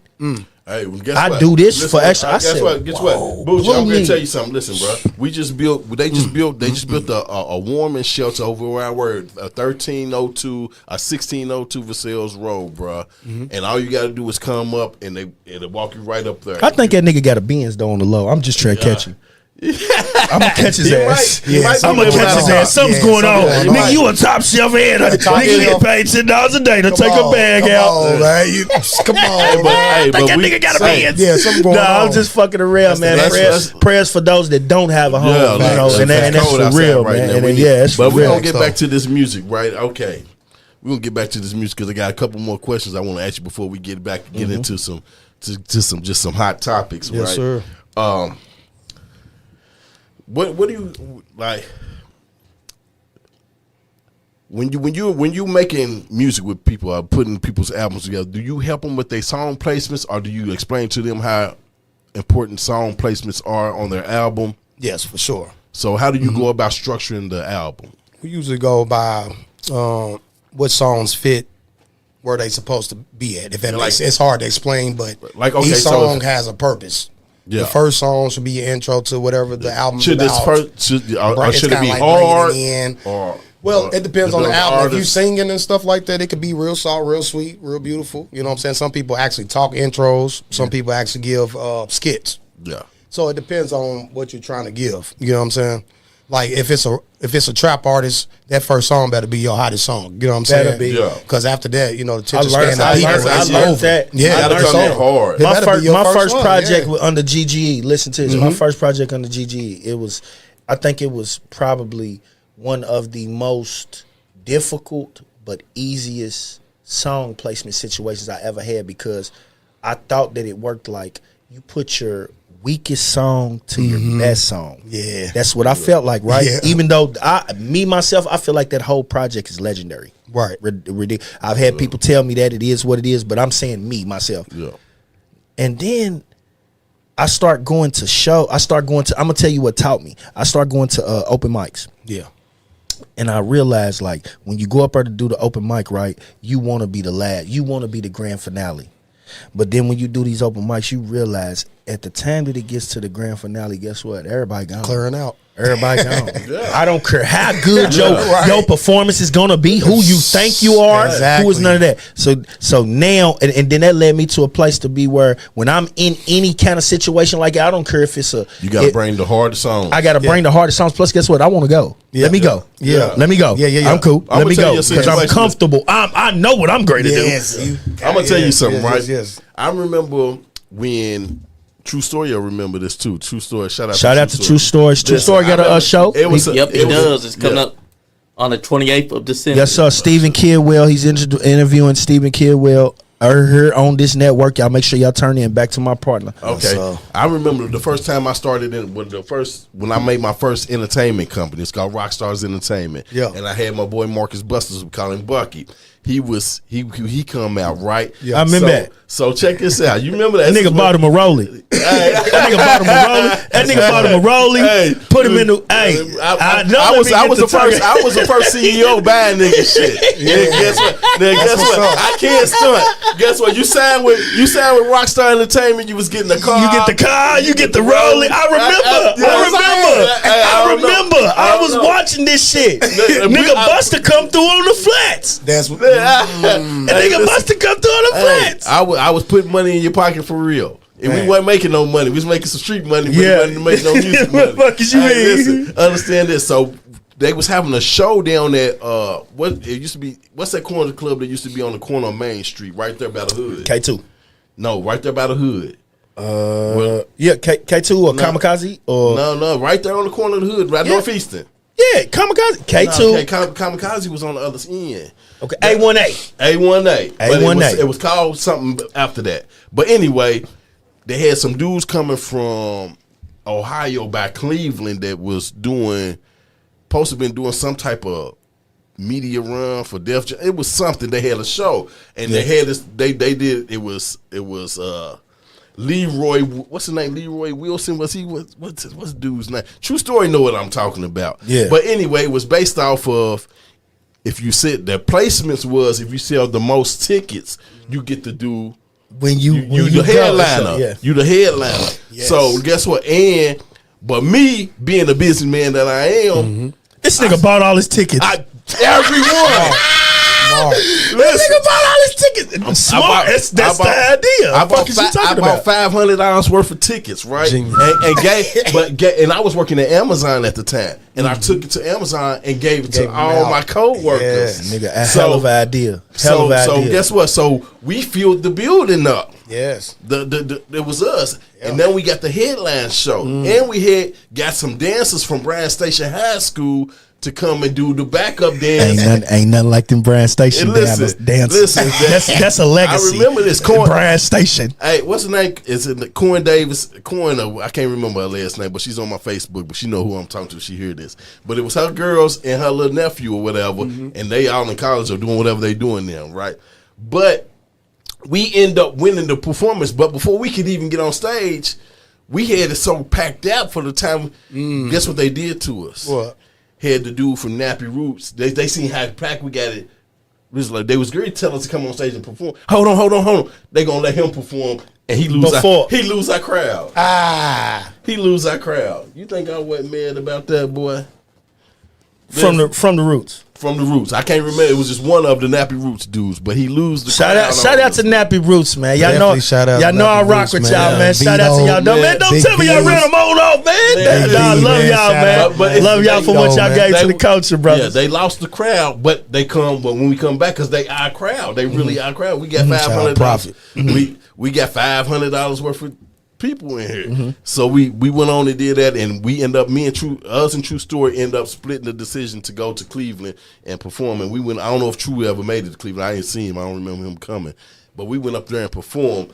But that just goes to show you like what you were saying, like.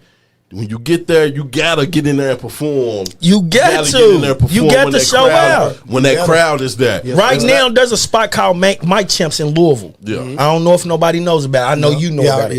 Yeah. Mike Champs. Listen to this. That right there, it'll show you, I'm telling you, it'll show you exactly who you are. Yeah. Because people gonna let you know They when gonna you boo get you. on that stage. They gonna give you the booze. Gonna give you the Get this criticism. nigga up out here. Plus, we going outside, go smoke weed. You better Yeah. know it. Come on, y'all. I look. One motherfucker got on the stage one night. I'm up there, right? This is when I first moved to Indiana. Yeah. I heard a motherfucker get up there, nigga. Somebody's mom, I don't know who it is. She said, "Come on, y'all. We going outside to smoke." And I swear, she came with 30 people. Took the whole crowd. Hey, So you know just what? imagine a whole crowd of 30 people Hey, shifting guess out the what? door. I said, God, Just think about, and this is another thing too. It's another thing to the artists. This is another thing to all you artists out there.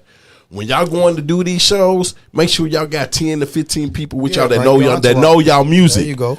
And put them on the front row. There you go. And put them on the front row. There you So then, and make sure when you're performing, they're performing with you. Thanks. So now that it looks like when you're like these people came out of nowhere and you got this hell of a buzz, and guess what? Now everybody trying to figure out who is this nigga. Yeah. Two artists from Kentucky that do that right now. I'm gonna give y'all props on this show right now. One of them's going to be on the show, I think, in about 3 weeks.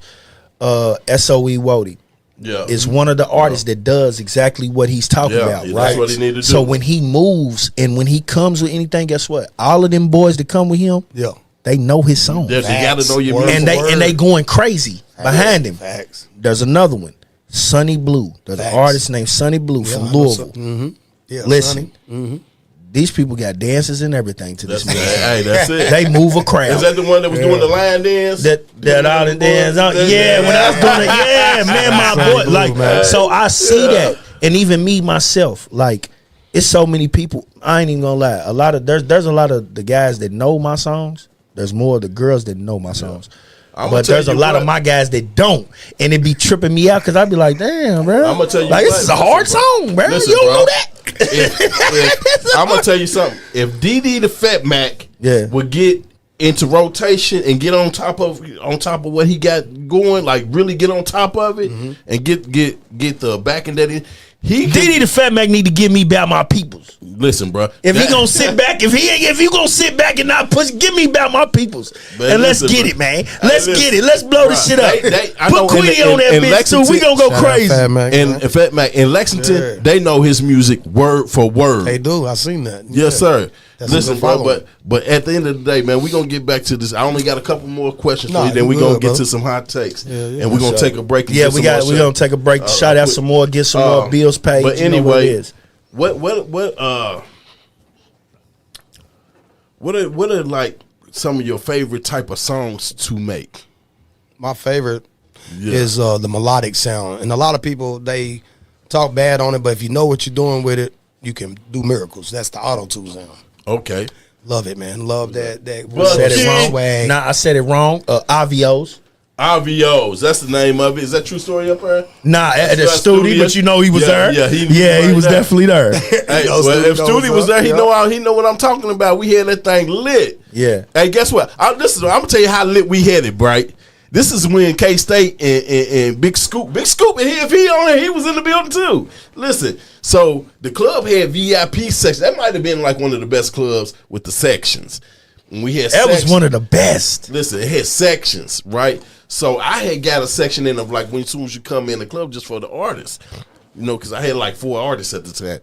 Listen, I went and bought a bottle for each corner of our section, and one in the middle. We got 5 bottles. Bottles is like $250 at the time, $300. I done went and got a bottle for each section and got one in the middle. Yeah, and we got the chicks. We got Shaky got the Diamond Legacy girls. Yeah, they all they showed up. They showed up. The hot girls. Them was the hot girls. Yes. Then they was the it girls. They it girls. They're still the it girls. Yeah, but then they was fucking the scene up. Shaky them was they was Diamond Legacy was in the cup with us, right? Her baby girl and the crew. So let's check this out. We so lit, Scoop them leave they section and come to our section. Yeah. You see what I'm saying? Fuck you mean. We so lit, Scoop them. Listen, man, we got Kenneth Mobley, he making beats and singing for us. We got him walking around with the Gucci shoes tied around his neck with the like they you boys in the Hey, listen, niggas is living. They living. No, listen, bro. They living, baby. But anyway, man, like you back to the melodic sound. I ain't even want to interrupt. No. I love these stories, man. Yeah, man. I love hearing about the history, man. Especially not being from, you know what I'm saying, trying to catch up, man. But yeah, the reason why I like the melodic sound so much because it's easy on the ear, man. And for somebody that got a carry a tune or even have a decent voice, you know what I'm saying, can do wonders. Shout out my boy Benji, man. Shout out little Benji. Yes, man. Dude, I've been one of the early, hardest man. on that auto tune, and what's man. so crazy is my peoples. I'm gonna tell you who hooked him to me. Baking soda. Yeah.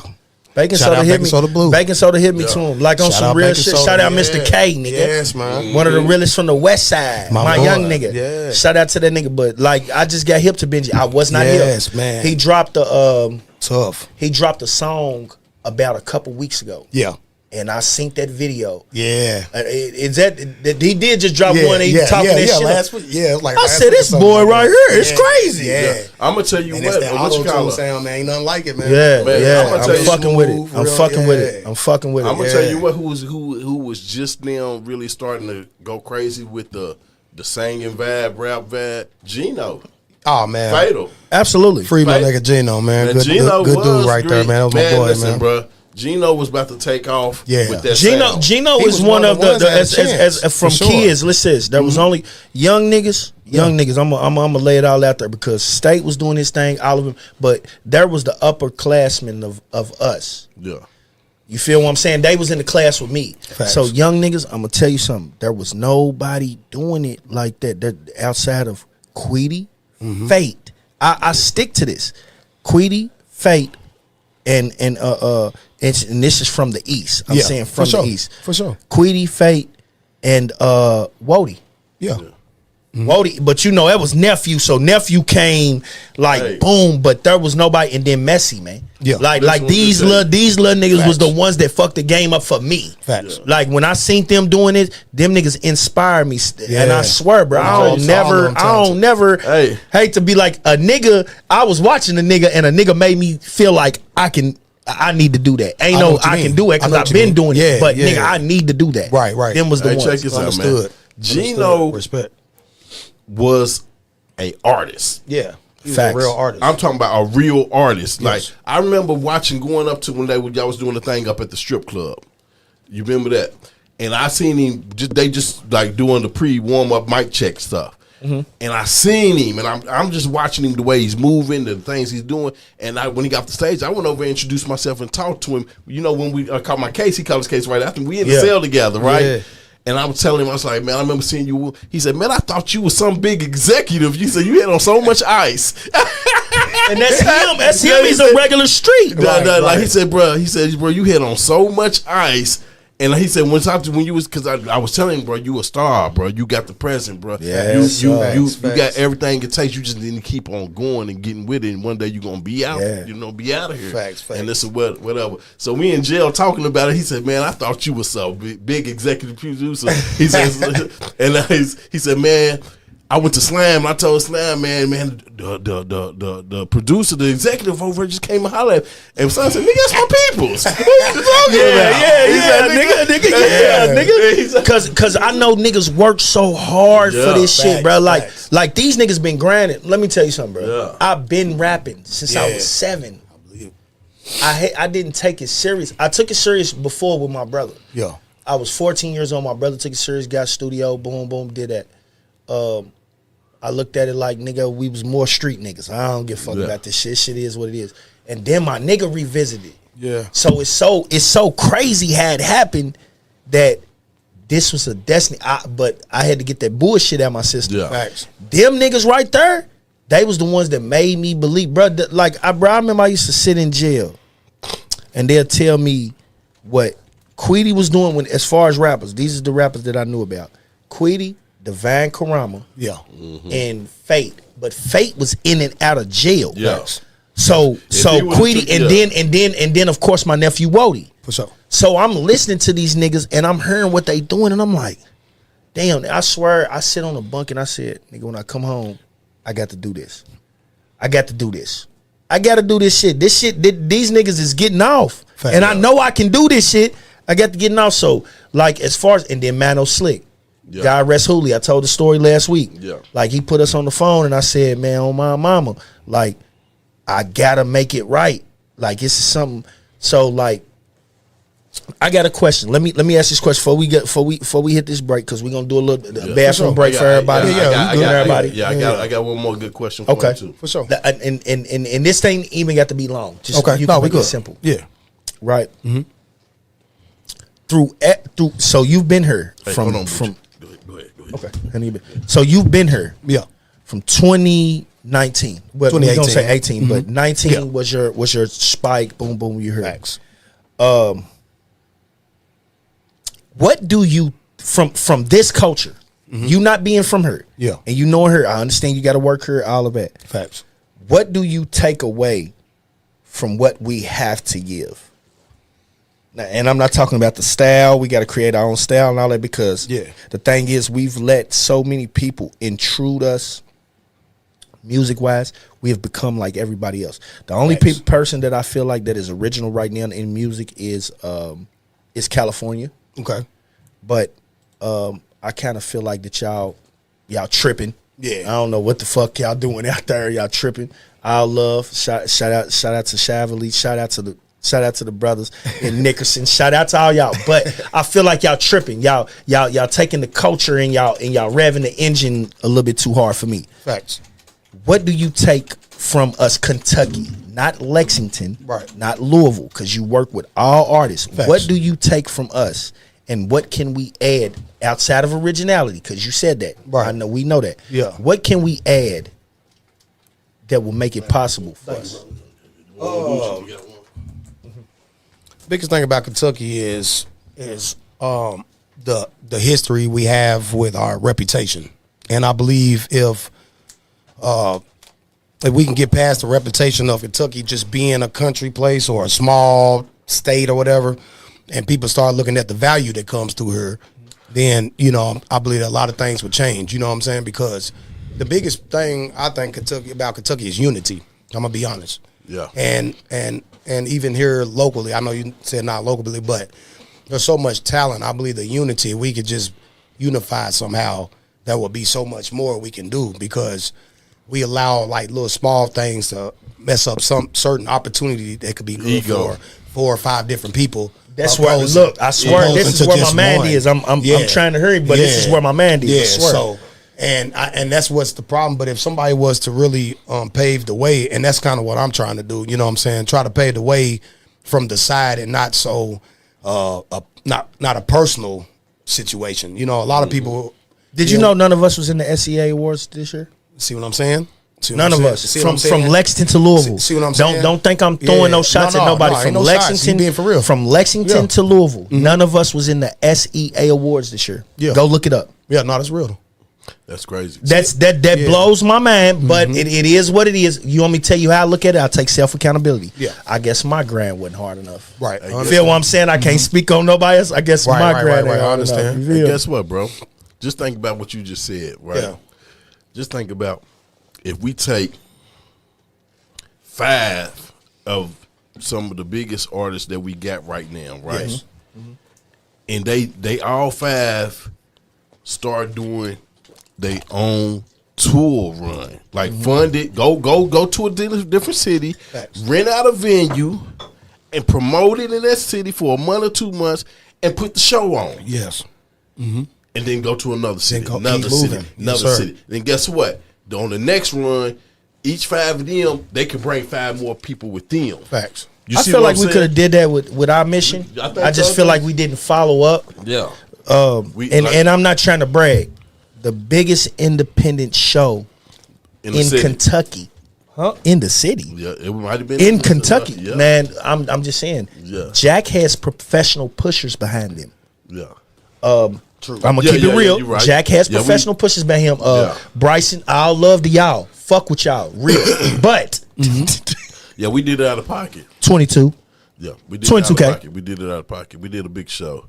And the thing is, if we 19, if but we could, yeah, if we didn't, if we, like if a nigga didn't, hey, I ain't never, nigga, I hope you watching this, man. We nigga. had a nigga hate on us, close the doors, nigga. I'm gonna keep it real. You want me to keep it real? Can I keep it real? Come on, bro. Nigga extorted us. Nigga extorted us. Bitch ass nigga extorted us. Lightweight. It was bitch ass nigga extorted us. Hey, Bucci, I can't say it's extorting because he didn't really. He really just closed the door. He called the police on us, bro. Nigga, was extortion.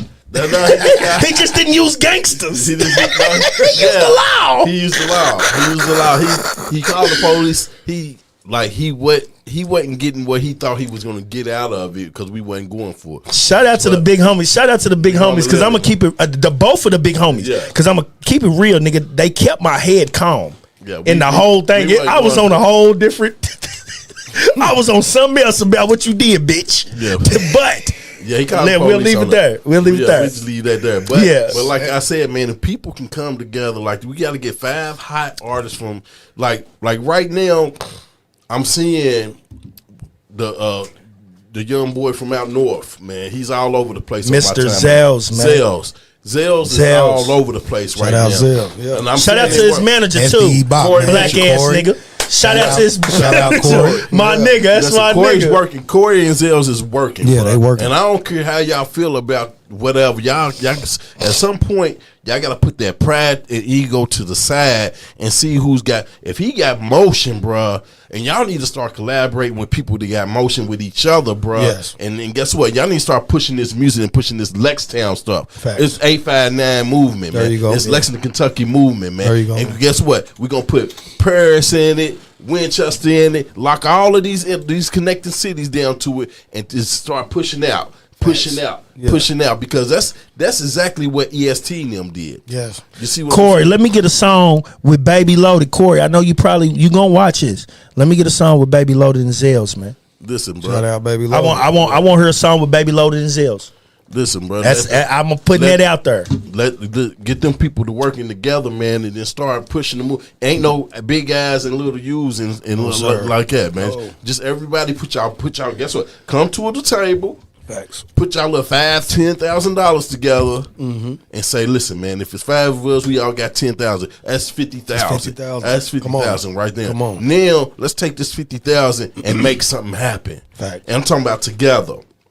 Make something happen. It ain't gonna you the boss of this. We gonna make a collaborated decision on every move that we make. There you go. Right, and then guess what? We're gonna go to Atlanta together. We're gonna go to Florida together.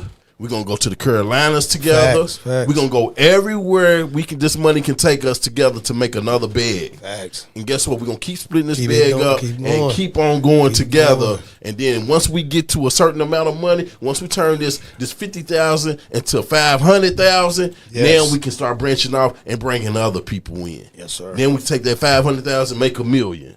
You see what I'm saying? But y'all gotta be on the same page Got to be on and the on the same same page. mission. It don't work And y'all without can't let the money mess with y'all ego. Facts. Y'all can't become Gilly the Kid. Y'all can't start thinking y'all bigger than the program. No, that's real shit though. Yeah, No, that's real. Gilly But goofed listen, out. so with that being said, this is my last question on this music that I know of right now. But what do you think is the biggest and the most important thing that somebody that wants to become a producer or a rapper or entertainer, what do you think is something that they need to know? What's the most important thing they need to know about the business? Most important thing I would say is finding your glitch in the game for yourself. You know what I'm saying? Everybody can sing, everybody can rap, everybody can make beats than this. Yeah. But what separates you from Everybody else. else? Yeah, that uniqueness is everything in the industry because We listen to people because we like them or we drawn to them.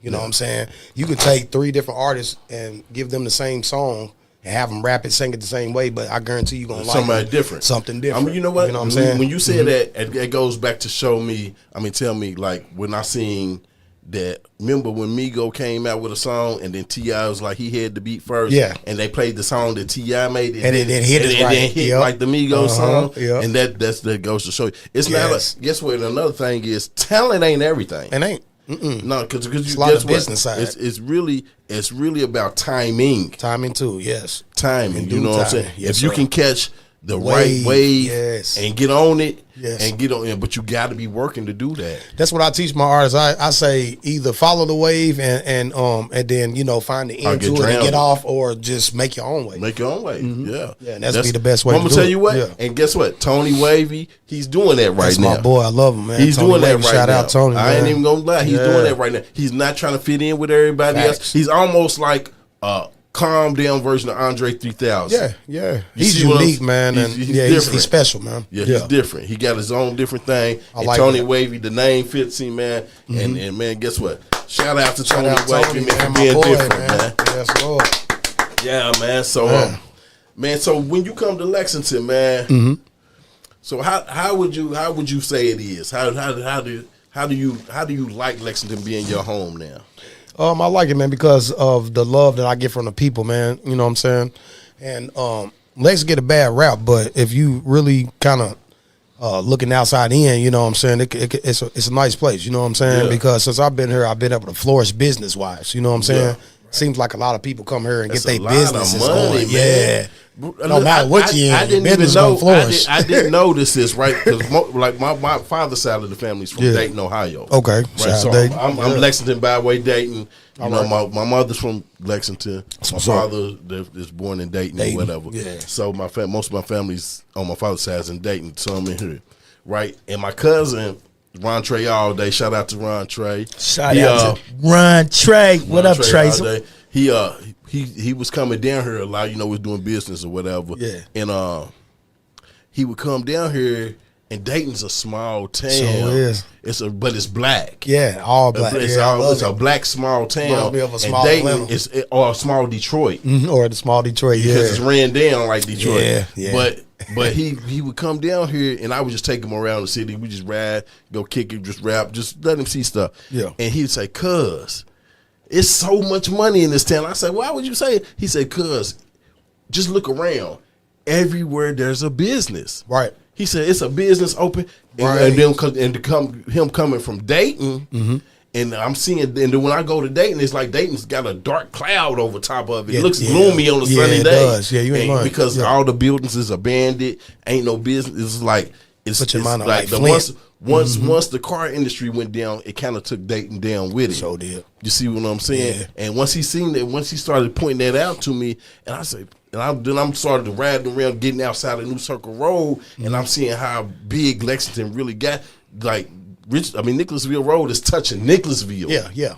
You see what I'm saying? Harrisburg Road is going to touch Harrisburg sooner or later. Yes, sir. Guess what? Winchester, once they start going all the way out, it's going to be connected. Yeah, Georgetown's almost. You already know. Yeah. Listen, Georgetown's almost connected. Paris is going to be connected. It's going to be a metropolitan pretty soon. Yeah. We were supposed to be Metro. Yeah, y'all was supposed to be a minute ago. 30 years. No, 20, 30.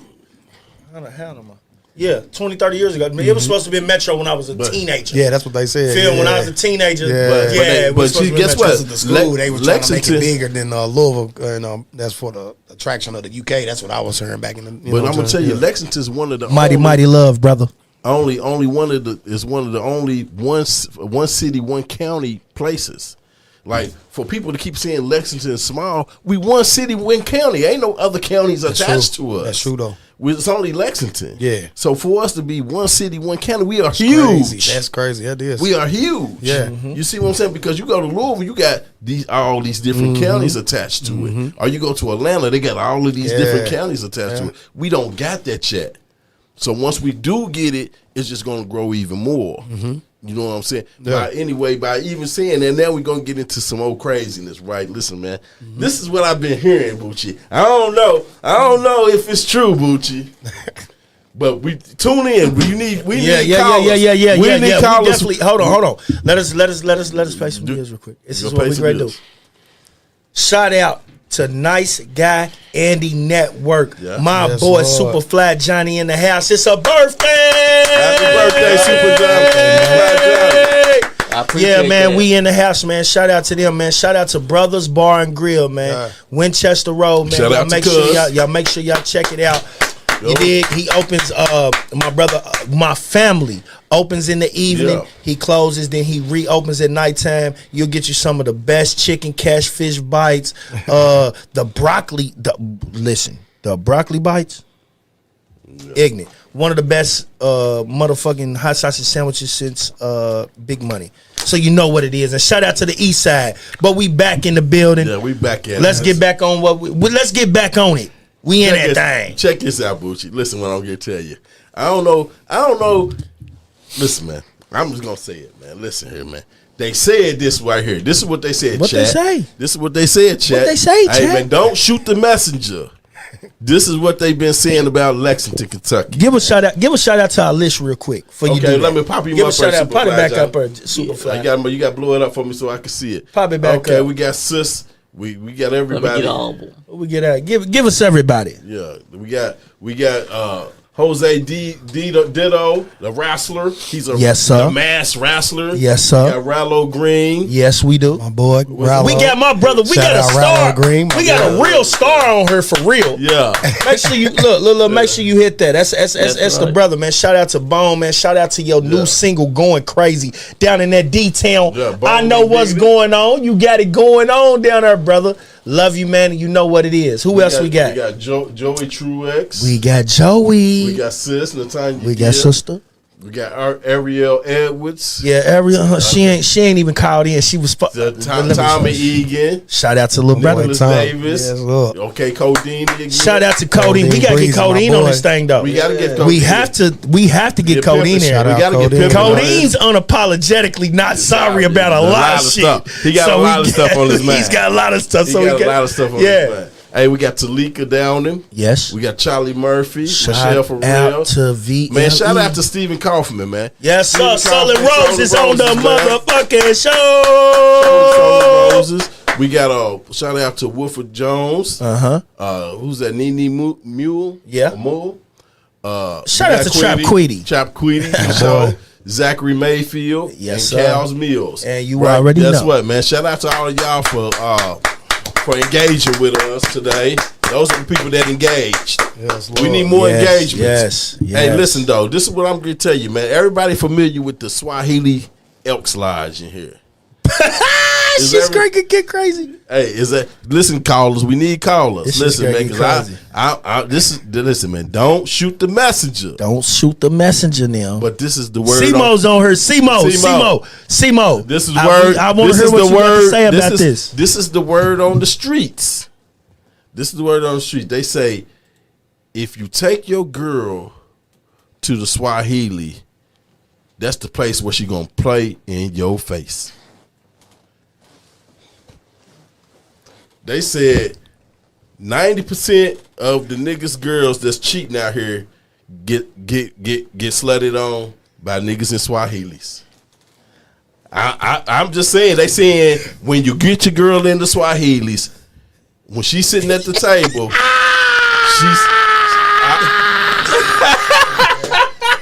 hey Bucci, they say Swahilis is not where you want to take your girl if you got a girl, because that's where she's found. That's where her cheating partner's at. They're gonna be across the room eyeing each other. They're playing in your face, fellas. I'm just saying they said everybody girl that's cheating got a boyfriend that's Swahilis. Boop. On a good night. Hey Bucci, I'm just saying. I mean, is that facts or not? I'm just saying, I don't go Swahilis like that. I might go every now and then, but I have been in Swahilis and seen some eye hunching going on. I've witnessed across the room eye hunching and telling on. I've seen a lot. Shout out to my nigga Westside Johnny, man. Shout out, hey man, shout out to Jones, I man, done up seen here, it. West Side. I done seen it with Shout my out own to eyes. Jones, man, up here in the country. Come on, Bucci, you gotta entertain. You gotta let me know something. Why you gonna get hot over here? I'm saying this. Listen, shout out to Swahilis. Shout How out you Swahili. do? Guess what? I'm not taking my woman in Swahilis. Don't take your woman Swahilis, Nah, bro. I Don't absolutely take it. won't. If your woman like to go to the Swahilis all the time, she might got a side nigga in there. Expensive shoes. Those were expensive shoes. Those were expensive shoes. Hey, listen. Now those are some expensive shoes. Hey, listen, them is some dancing shoes. She got her dancing and choosing shoes on. If your girl is in Swahilis on a regular basis, she got her choosing shoes on. I know y'all ain't gonna let me back in there no more anyway. I'm still not saying nothing about y'all, but I'm just saying, Bucci. I don't give a fuck. Hold on, Bucci, man. I'm just saying, is they say that's accurate, bro. I ain't lying. I just heard that. That's just the word of the streets that if your girl, don't take your girl to Swahilis because she gonna play in your face. I'm saying this. How you feel about that, J Mac, man? I don't know, man. Listen, no 2, 3. No word. I'm gonna say this. No word. Okay, judging by Swahili's bar, Fact. right? Mm-hmm. If your girl drank more than 2 Swahili's drinks, she's fucked. It's over. She's fucked. She get knocked down. Dang, they get knocked down. You ain't in her. If a nigga ain't in her with her, Yeah, she get hit in the parking lot. she's getting smoked. Boots, Right there in the parking lot. man. Back seat. Back of the car. Back seat. That's what Back I'm of the saying. car. Yeah, in the back Dumped. Dumped. Before she make it home. Before she make it home. Just Oh, baby, I had a good time. yeah, you bet you Dumped. did. I bet You got did. dumped. I bet you did. I'm telling you. Listen, bro. I done witnessed the first hand across the room. You know, play in the face thing. I done witnessed it firsthand. I done watched it happen many a times. Like I'll just be because I go in places. I observe the room and I'll be watching. I don't watch. Listen to this. This is crazy to me. Listen, man. Nigga said this is crazy. Listen, I done watched a female run up on another female, hug her, and like kiss her cheek and all that. But be on the nigga. No. The one that's running up on the female, she's with her man. She's hugging this chick right here. She's hunching her man.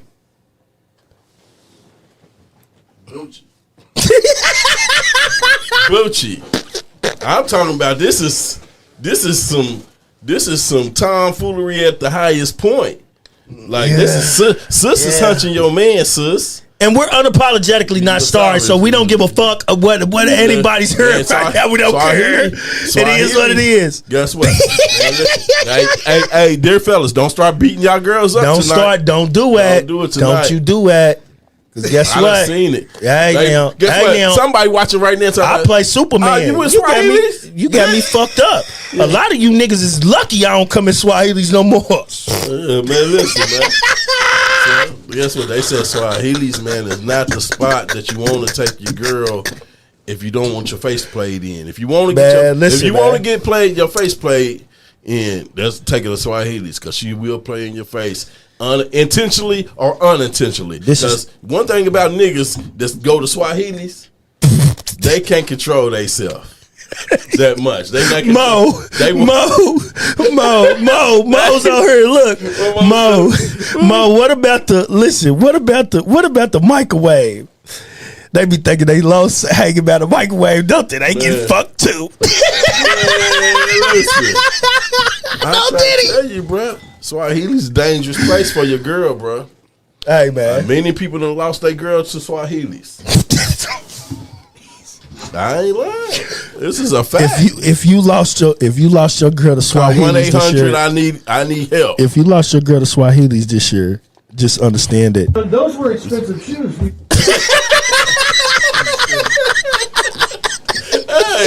Hey, listen, bro. Hey, no, people don't want to hear this. Look, people click it off right now. Like, boy, don't let that nigga see this shit. Don't let it.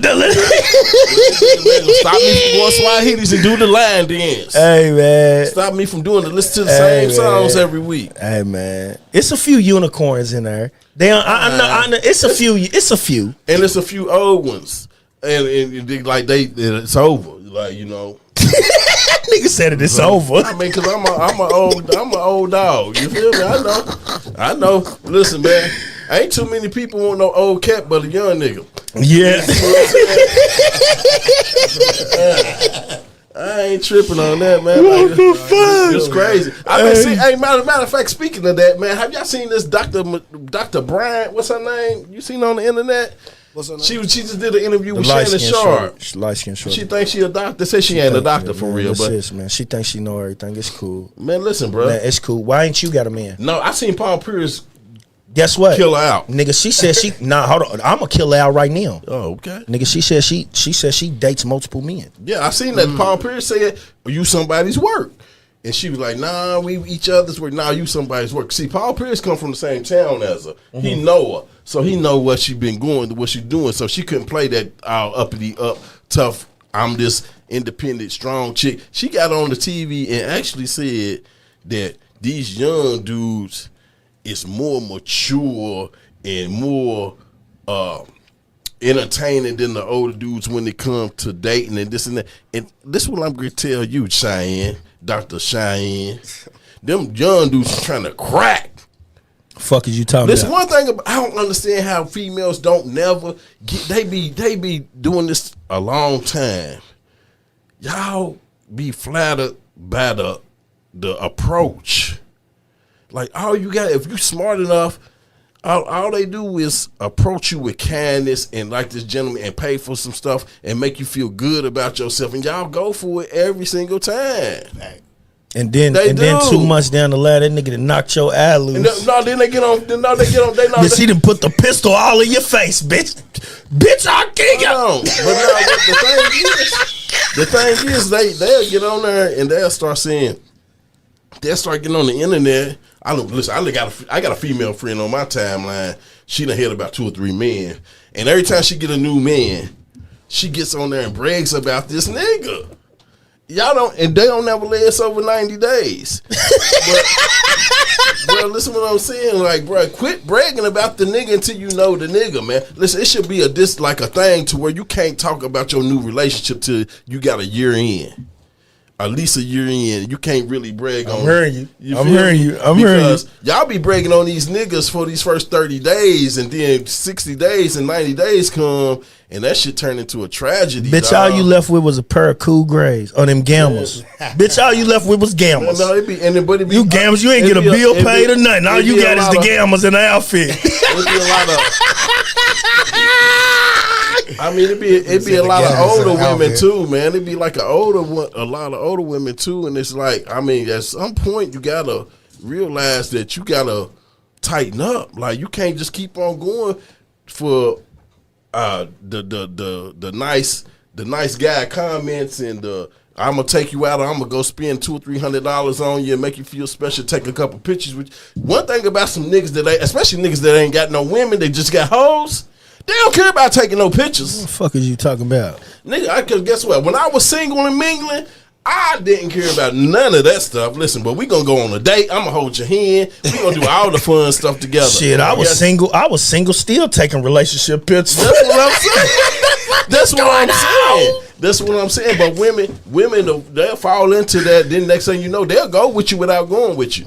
Like, nigga said they'll go with you. And they mind y'all in a relationship for real, Facts, like, you know what I'm saying? If you spend enough time around them, y'all start going together.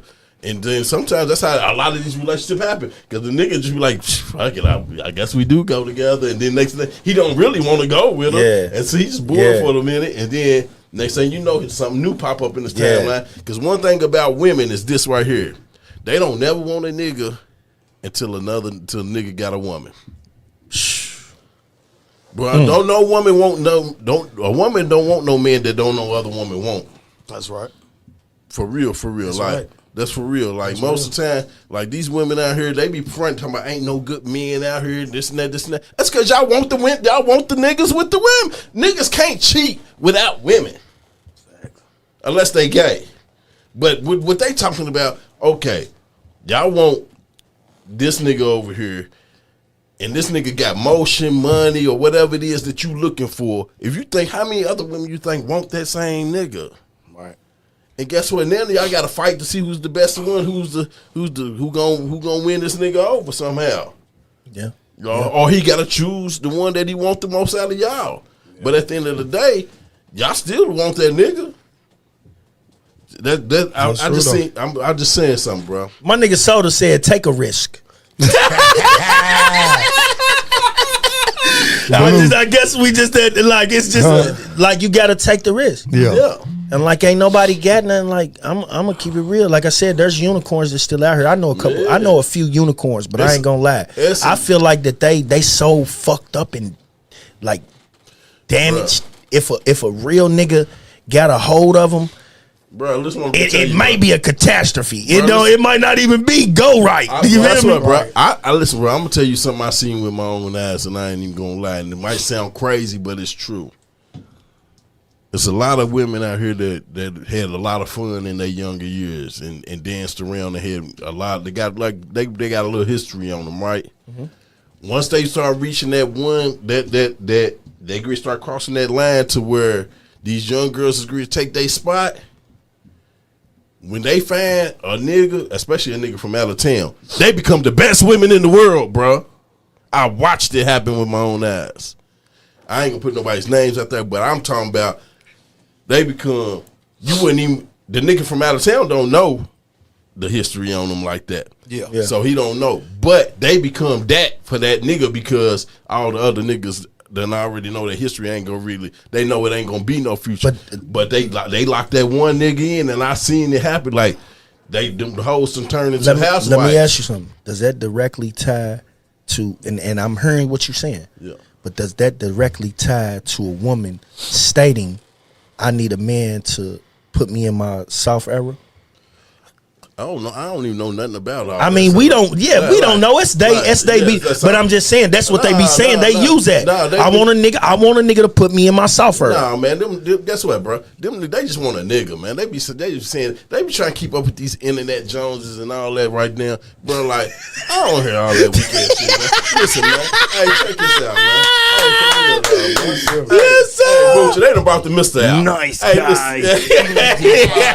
Those were expensive shoes, you know. Hey,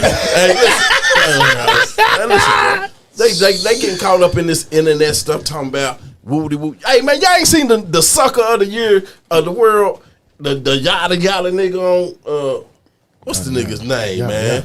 The yada nigga, man. The nigga supposed to be a preacher. He got 2 wives. He always get on the internet talking about buy that woman, give her $100,000 per child.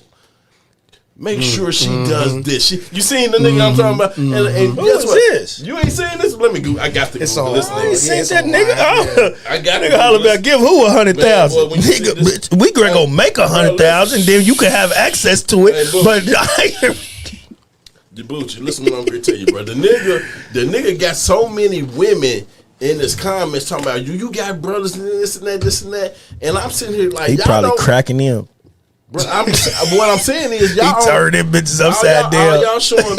All y'all showing me is that if a nigga got enough money to throw around, and do whatever. Y'all do whatever. Nigga, you just proved it. Diddy just proved it. Yeah, y'all do whatever. Man, Diddy just proved it. Hold on. 50 been proved it. It's right here. Hold on, Bucci. I gotta get it. This nigga right here. He gonna say, boy, listen, he's the most female pandering ass nigga on the line. What's his name? What that nigga name? I'm gonna have to send that nigga a letter about his motherfucking mouth. I can't. Nigga, calm down, stupid ass nigga. Here we go. Listen. Send her some money. She's working full time. She's exhausted. And the only person she's ever had to depend on is herself. Don't send her some roses. She'll like it. But send her to the spa. She's been on her feet all month trying to make 2 ends meet. You can't tell me you love her if you're not giving her money. Because when a man loves a woman,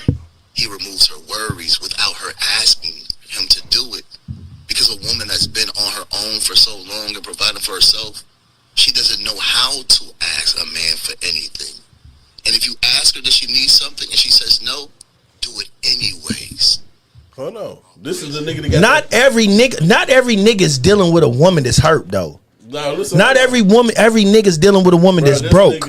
Like the fuck is you? Like what are you talking about? See, you did say pandering. Yeah, that's a pandering ass nigga. Nah, that nigga and I understand women be loving niggas that do that shit. Like, man, come on, man. Y'all love niggas that do that shit, but that shit weird as fuck, bro. Plus that shit get you punched, nigga. Like, don't ever do it in the room with me. I don't give a fuck. Like, nigga, don't. How you gonna tell me how to treat a woman, nigga? Now hold on, listen bitch ass nigga. I smack the shit out of you. Hold on, now this is what I'm gonna tell you, Bucci. The other day he made a video. He giving this woman some money. It's like $10,000 or something. And he was Shorty gave it right back. That was for the content. Girls fell for it. Y'all fell for it. Stupid. And y'all fell for it. She's like, no, you don't have to do that. But this is supposed to be his wife. And then she was like, no, you deserve this. This is that. This is how a real man does. This is. Plus, he probably did he do it with dramatically? Man, now he tried to be calm about it. But listen, you can tell it's a skit. But the women love that. Like, this is what, if you want to get rich off of content, you gotta cater to the women because they believe anything that make them feel good about themselves or make them feel good like it's a chance in the world that it's a nigga out here that's doing that. Baby, we broke out here. Bitch, you ain't know. Bitch, we going to Indies for a 6-piece hoe. Hold on, no, this is what I'm saying, bro. Like, they living in this unrealistic lifestyle. They seeing on the internet that people saying this man's supposed to take. Man, we live in Lexington, Kentucky, baby. We live out here where $22 an hour is like a good job type of thing, man. Like where you and your man have to come together to make something happen, to make it nice. You not going to find this nigga that's paying all these bills unless he's scamming or selling dope. But a hard working, honest man, his life is gonna be hard as hell if he's trying to provide everything by himself, bro. Right. Regardless of if he complain about it or not. But women don't want to hear. They watch this internet stuff and think it's reality, bro, and it's really not. That's why they don't got the men that they looking for. So this is the reason why I don't complain about it, because I come from the era, and I'm gonna try to make this quick. Because I come from the era of where the man was like really the leader of the right? The woman she didn't work. I mean, we didn't bash him either. No. Then you didn't bash him. You had my granny. I watched my granny, bro. Listen to this. My granny was the hardest working, one of the hardest working women I will ever watch. And the reason she worked was because her husband wasn't there. You feel what I'm saying? Exactly. Taking care of her kids. My mama, I watched the same thing. Now, with that being said, I come from that era. Now, this new era, y'all different. And then for the women coming from my era, for you to dumb yourself down and fucking try and do that for that, it disgusts me. So when I deal with you, I'm gonna deal with you how the fuck I deal with you. It ain't gonna be no. It ain't gonna be no. Oh, I love y'all. He said we got okay, action. we got somebody. We got action. Called in. Hello. Who's it? Yo. Who we got on the line? Hey, this Simply Leak in the chat. Okay. What's up, Simply, man? Appreciate you calling in, man. Hey, I ain't gonna lie. I just found this fucking page today. Oh, my bad. I ain't want to curse, but yeah, I just found the page today. Man, talk you. This is unapologetically not sorry, man. Talk how you go add us on YouTube. Go add us with your algorithms and shit. You know what I mean? I'm trying to, So y'all talk about the girls and shit. Yeah. So we came up off of that subject. You heard what it was. Now give us your spiel of how you feel on that thing right there, man.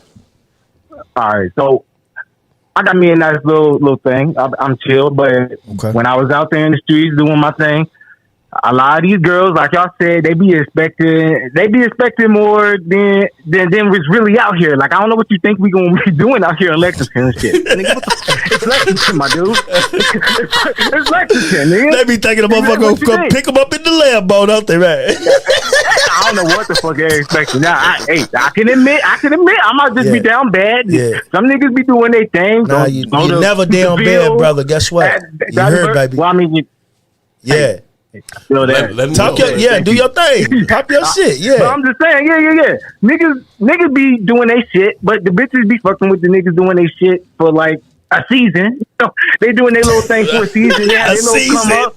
And then they got a real job. So they actually, they gonna take their little break, but they gonna go back to their job. This nigga gonna come up off of her. Like, that's how this shit's been going lately. Niggas is coming up off of these hoes and they be sick after the shit's played out. After that year, after 6 months, after that baby start kicking and shit, now they don't know who the baby daddy is. Who's the last nigga out? And by what you saying that, it just made me think about like y'all just transitioned from tax season to all season. Bro, I'm gonna tell you something right now. Hey, thanks for calling in. Simply, thanks for calling in, man. Tune in next week, man. Go add us on YouTube, man. Keep on supporting. Hey, check this out, man. And call in anytime, brother. Anytime we love it. We digging that. You popping your shit. We digging you. I'm gonna tell you something, bro. Yes, sir. Look, I fuck with y'all. I'm gonna be on your shit. All right, I'm we appreciate you. 100 love, man. Hey, check this out, bro. Like these women are sitting around and talking about like these men whoop this and that, right? Like I ain't hurt or bitter enough to be mad at no women about nothing. I done been played all. I done had I done had a female tell me to my face, living with me, leaving my house, telling me she gonna go suck one of the skin off one of my partner's meat. But those were expensive shoes. Those were some very expensive shoes. Hey, listen, I've been hurt about women, but I ain't that bitter to be mad at no women. But check this out, man. Listen, women. Y'all got to stop being mad at some of the decisions y'all have made with these men, man, and understand that, like stuff happens. When you find out something ain't going right the way that you think it should or feel like it should be going in a relationship, leave instead of staying around. You see what I'm saying? Because life is short, and y'all be playing yourself a lot. Y'all be holding on to something. Y'all be holding on to dreams that ain't going to never come true. And then on top of that, it's not enough men in the world for all of y'all to have a good man. I don't like how y'all be the problem and then play victim. Fuck all that shit. Man, so you not gonna listen to this. Fuck all that. You not gonna have a nigga that cater to you, and you give him a problem. I mean, it's like there's not no niggas out here that cater to women. I mean, it's not. I'm not talking about me. I know other people that cater to women. Some good dudes out there, but we all got our flaws, right? We all flawed in some type of way, man. But the thing is, women got to start making better choices when it comes to men, when the men that they dealing with, and stop going for the pretty package, because a lot of people, not just women but men too, are single because they let they blessing, they let that one person get past them. They passed them up because it was something about them, or they wasn't attracted to them at the time. You see what I'm saying? I didn't do that shit. And guess what? As a man, I didn't do that shit. You know what I'm saying? Because they didn't look as desirable as they wanted them to look. They weren't packaged the way they wanted them to be packaged. But at the end of the day, that was that person for you. You see what I'm saying? So now you out here trying to find that one man, but you let them. They are the man, one woman, but they already gone. They done passed you by already. So at the end of the day, you might have to get a cat or a dog. How you feel about that, Mac? He said a cat or a dog.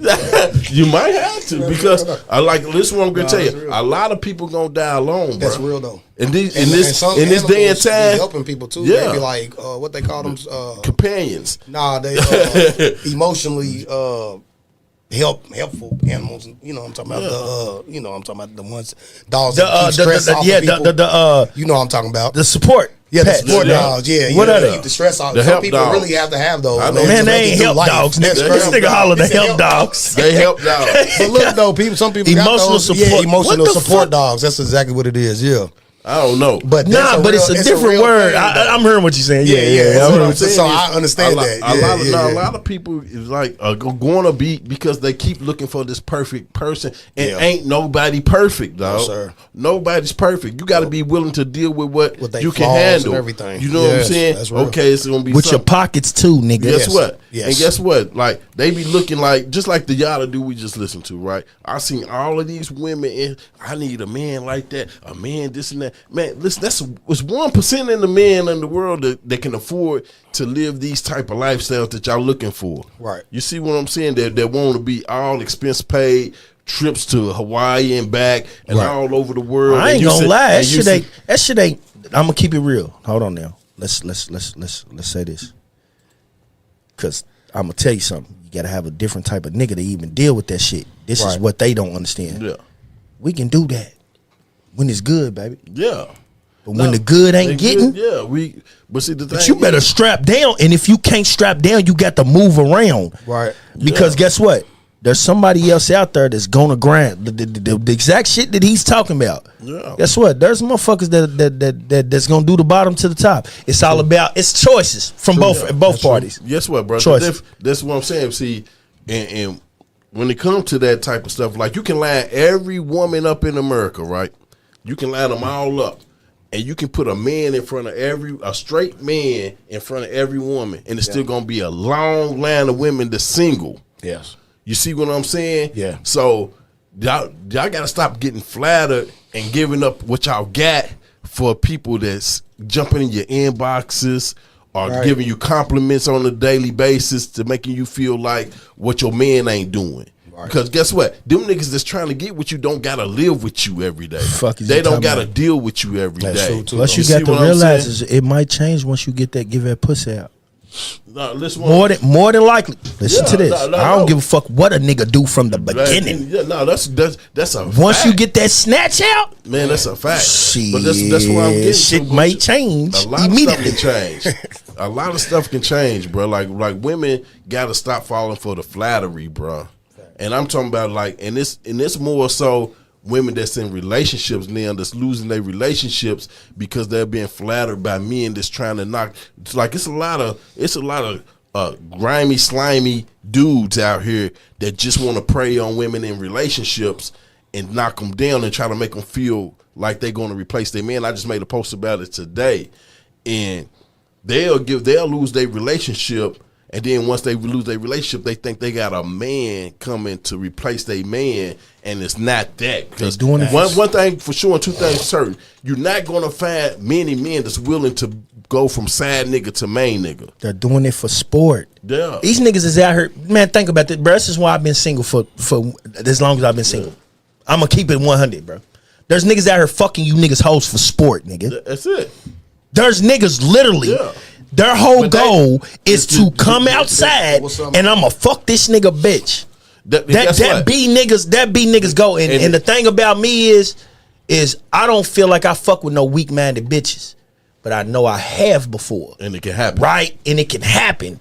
So me, my judgment and my choices, it would crush me if I feel like, oh, I let my guard down and this person is that person that I trust, and then I sit here and watch a motherfucker fold my peoples in half. Yeah. I'm not gonna sit here and say that I wouldn't be mad. I don't give a fuck. I can't take the you dig for you. Yeah, I can't take the you dig for you. But the fact I'm fighting with myself. Yeah, fuck you. For putting this much into it. I'm fighting for myself because I sit here and just did all of this shit, believing boom to boom to boom to boom, bruh. And then these hoes don't even know they'll have a nigga that's gonna go to the fucking end of the world for them. I watch it every day, and they do niggas bad. But hold on, listen. What I'm tell you, do niggas bad, bro. I watched it. But I still watch it today. That come from women. A lot of women believe in these niggas' lies, bro. They fall for it because they feel like they not getting what at home. It's what they call it, the 80-20. Yeah. They'll trade that 80 in for that 20. Mm-hmm. And like men do the same thing, but the difference between sad niggas and sad chicks are trying to replace the main chick. Facts. They're trying to become number one. Facts. Sad niggas ain't trying to become number one. They just trying to have some fun. You see what I'm saying? They just want to they want to party. They going to give you a couple $, go enjoy yourself. We'll come and holler at me when he make you mad. I'm going to knock you down. We going to go have some drinks. We going to do the fun stuff. Now, you go to that side nigga and tell him, man, listen here, man. That nigga gone. I need it's time for you to step up. I need you to be that. That nigga going to look at you and say, man, you made the wrong decision. I didn't sign up for that. Right. That's how it happens. That's how it happens. You niggas go out here and put rings on. Y'all be putting rings on and all that old shit. And I'm just speaking honest now. Cause I know Bucci got a little bit in the system right now. But I'm still speaking honest because this is unapologetically not sorry. That's how you niggas go into these situationships, right? And then the nigga standing next to you, sitting next to you, and cracked your people. I refuse. I'm telling you. Let me tell you something. I believe in marriage. I want to be married. Yeah. I'm going to tell you what scared me in marriage one day. I'm in Fed Mall, walking. It's me and two other niggas. At this time, I was living out Taste Creek. It's me and two other niggas. And like this man was talking about in the Swahili shit, a motherfucker walked up on me and was like, I miss you. Da-da-da. This is before Bucci. I wasn't Bucci at this time. I was old. I still had the dreads and all that. You know, they got bald head now. I miss it right now. But this was then. And motherfucker put up on my, I love you, woo. Nigga, they holding hands and jollily swinging hands together. And this nigga didn't even know that you was cracking. That I was power bombing this bitch. Yeah. Through the nigga, I'm power bombing her. Listen, bro. It happened, I'm talking about up. You know what? Down. Listen, what I'm gonna tell you, bro. And that's what scares me about marriage. I'm gonna tell you because you'll never know. You'll never know. This nigga is from right now. You never know. You never know. But, listen, bro. You feel what I'm saying? This is one thing that is crazy is right here, right? And I didn't even know you was in a fucking relationship, shorty. But this is crazy. That's how I think about shit. I remember a while back, right? I'm going in Mia, Mexico. This is years ago, a long time ago, right? I'm going to Mia, Mexico, and I see a chick that I had just cracked not too long ago. She's sitting on the patio with her dude, right? And I happen to walk past, and we don't make eye contact. We don't do nothing. I just keep going or whatever. And until this day, I sit back and think to myself, how many times has that happened to me? Man. Fuck is you talking You about? see what I'm saying? Because that's really what be real. That's why you think about shit like that. Yeah. I'm like, bro, I'm not going to sit here and let no nigga, bro. I laughed at dude. Laughed when I laughed, nigga. And I make you laugh or make you cry, man. And after I thought about it, I'm like, that was some sucker stuff, nigga. That was some sucker ass shit, nigga. Because guess what? Well, it'll make you laugh or make you cry at the end of the day.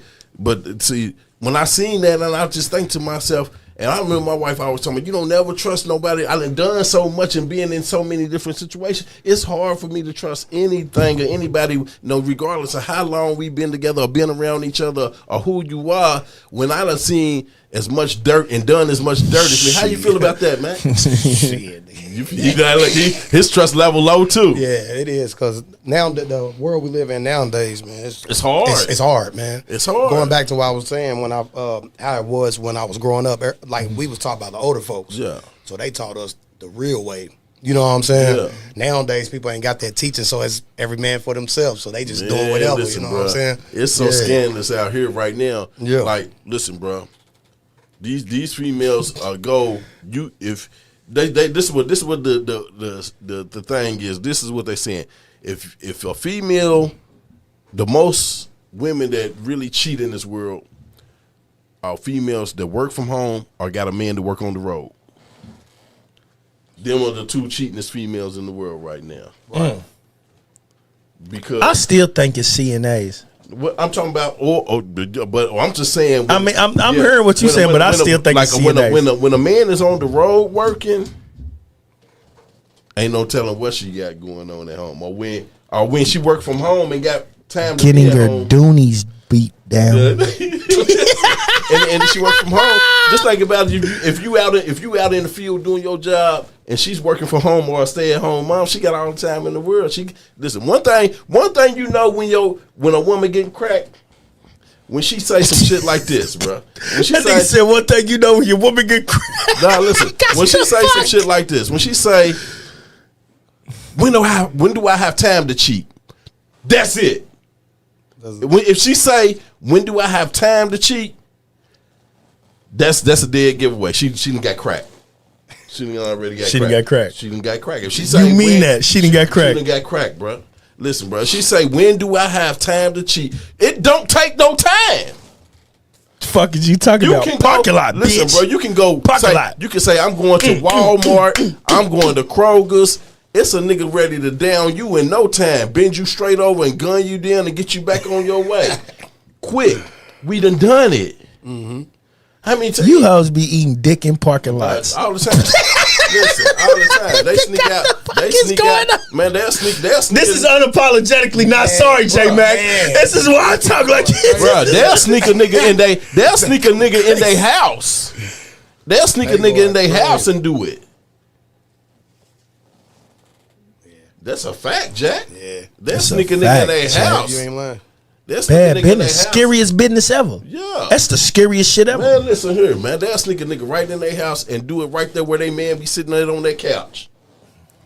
The same couch he sit and watch TV on, it be the same couch she be eating meat on. And then kissing. And then kissing when he get home. And the kids. Man, that can happen. And the kids. Listen. And the kids. Don't leave the kids out. Kids gonna get no kissed. diddy. Don't leave it. Kiss the kids too. They don't care nothing kiss about the kids. that, man. They'll kiss the kids. Stop. Let's leave it. They don't care nothing about that, bro. Like once they, but the crazy thing is they'll say niggas made them do this. Niggas made us like this. No, ain't nobody made you jump out of your character like that. Something that's already in you. You already like that. You got that in you. Because guess what? One thing about a self-respecting woman, she's not gonna get out of character for no nigga, man. Never. Not no self-respecting woman. A woman that don't respect herself or don't respect her nigga, she'll let a nigga crack right there and then go home and think it's cool. Yeah. No remorse. And hold on. Even more. They'll wait for the man to fuck up to justify why they did what they did. They won't even justify for what they did it for. No.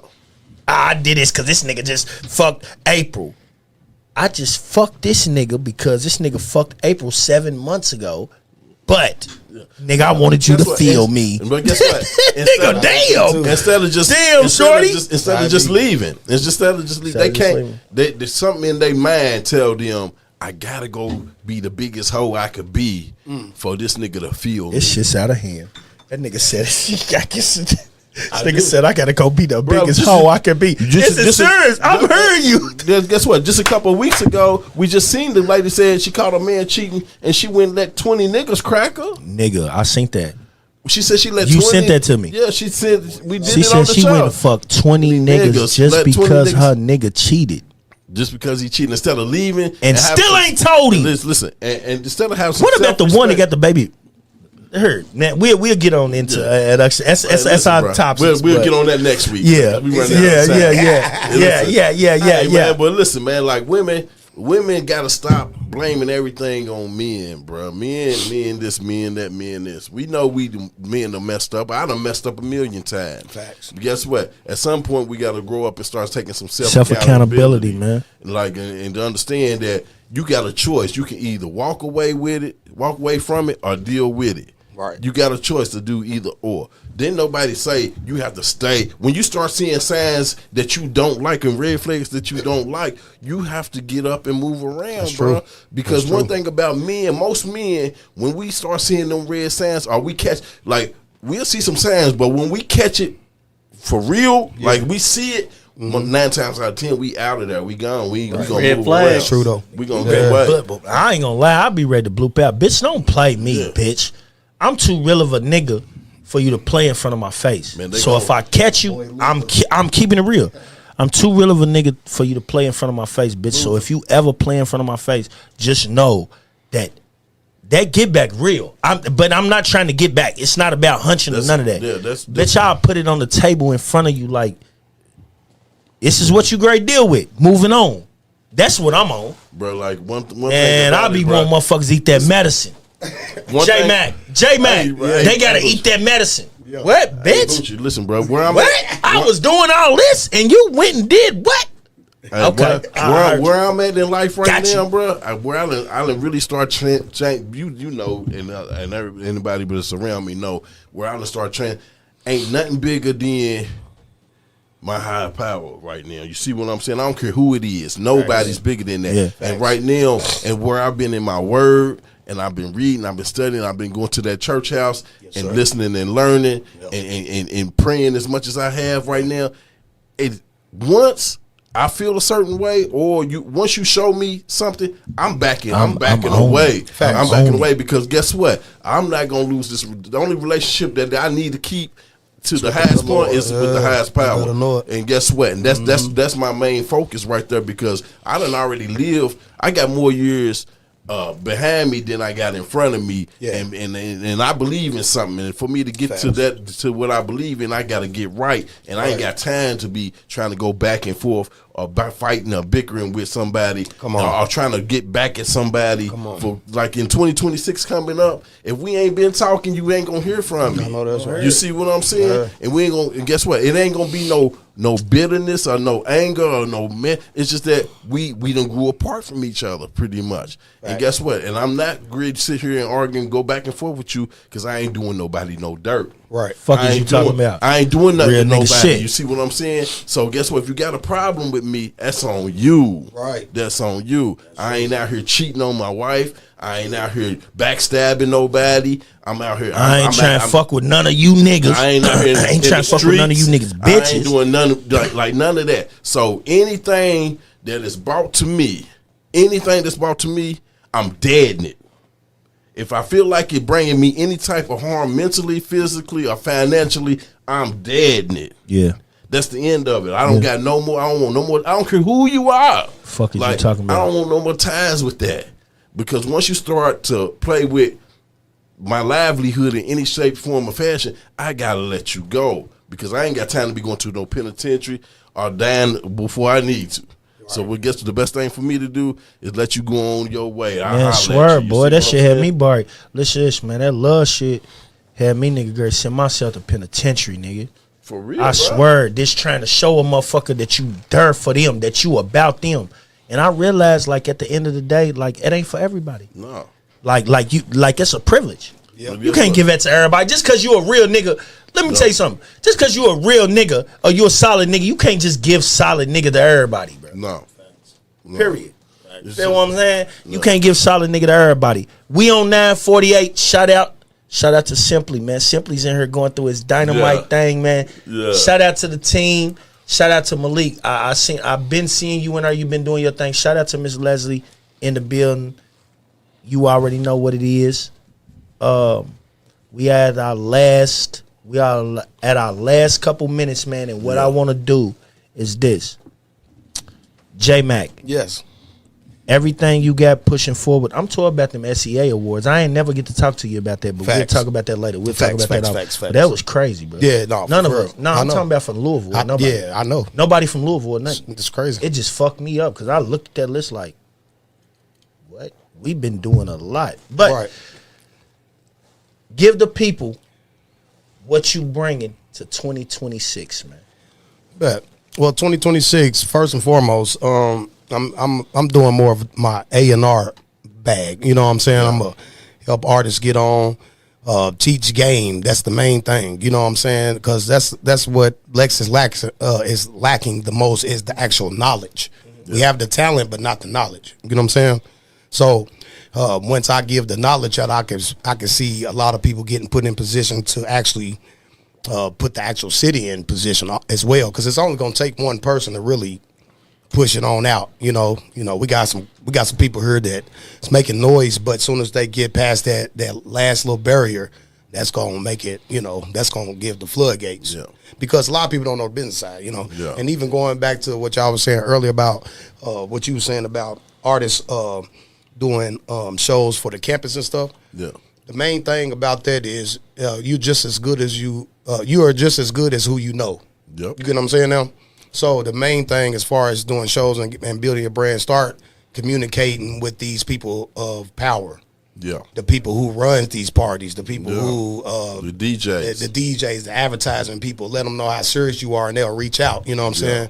Because a lot of things in Lexington is money based. Oh, you pay this, you open up for this artist, but that performance don't go farther than what it's supposed to do. Past that day. Yeah, but if you get everybody involved and show the business side of things, then that show could have been bigger than the headliner. You know what I'm saying? Or whatever. That's why I said niggas got to start booking their own venues and doing, because when we booked our own venue and did our own show, that was the most money this city done seen in a show. Yes, sir. Like that ever, and we just took it upon ourselves and did it just right off the fly, and made it happen, and you know what I'm saying. And one of the greatest moments in Lexington history. Facts, and we did that. You can't it can't be denied though. This is what's so crazy. Because I didn't expect it to go that good. Man. I expected it to go good. Yeah. But I expected it to go ignorant. Yeah. But that shit was great. Yeah. That shit was great. And if whatever transpired during the nigga, it would have been so much bigger to even where, better. I remember, man. I was there. Yeah, it was something for the city for sure. That's bad, good, man. motherfucker. But man, like I said, man, so with you doing your A&R things, man, any artists out there that's trying to learn the game, or trying to get in the game, man, get at J Mac, man. Tell them how to get in touch with you, man. J Mac Productions, anywhere, to be honest. And then on Facebook, exactly J Mac McGuire, MCGUIRE. Yes, sir. On Instagram, it's KY, as in Kentucky, J Mac Beats, you know what I'm saying? And I just opened up a studio. Well, I didn't know, I just opened up, but I'm partnership with some people. Shout out to Adrian Wallace Block, you know what I'm saying, all them there in Cincinnati. Yeah. But we got a spot now to where we can kind of joint, how can I put it in words, man? We could join like the... I remember you told me that. Yeah, man, I got a building there. I'm trying to join like Cincinnati and yeah, because I remember when you was great started. Remember we talked, you was like, I got a studio. So we got it up there now. It's ready to go, man. If y'all need...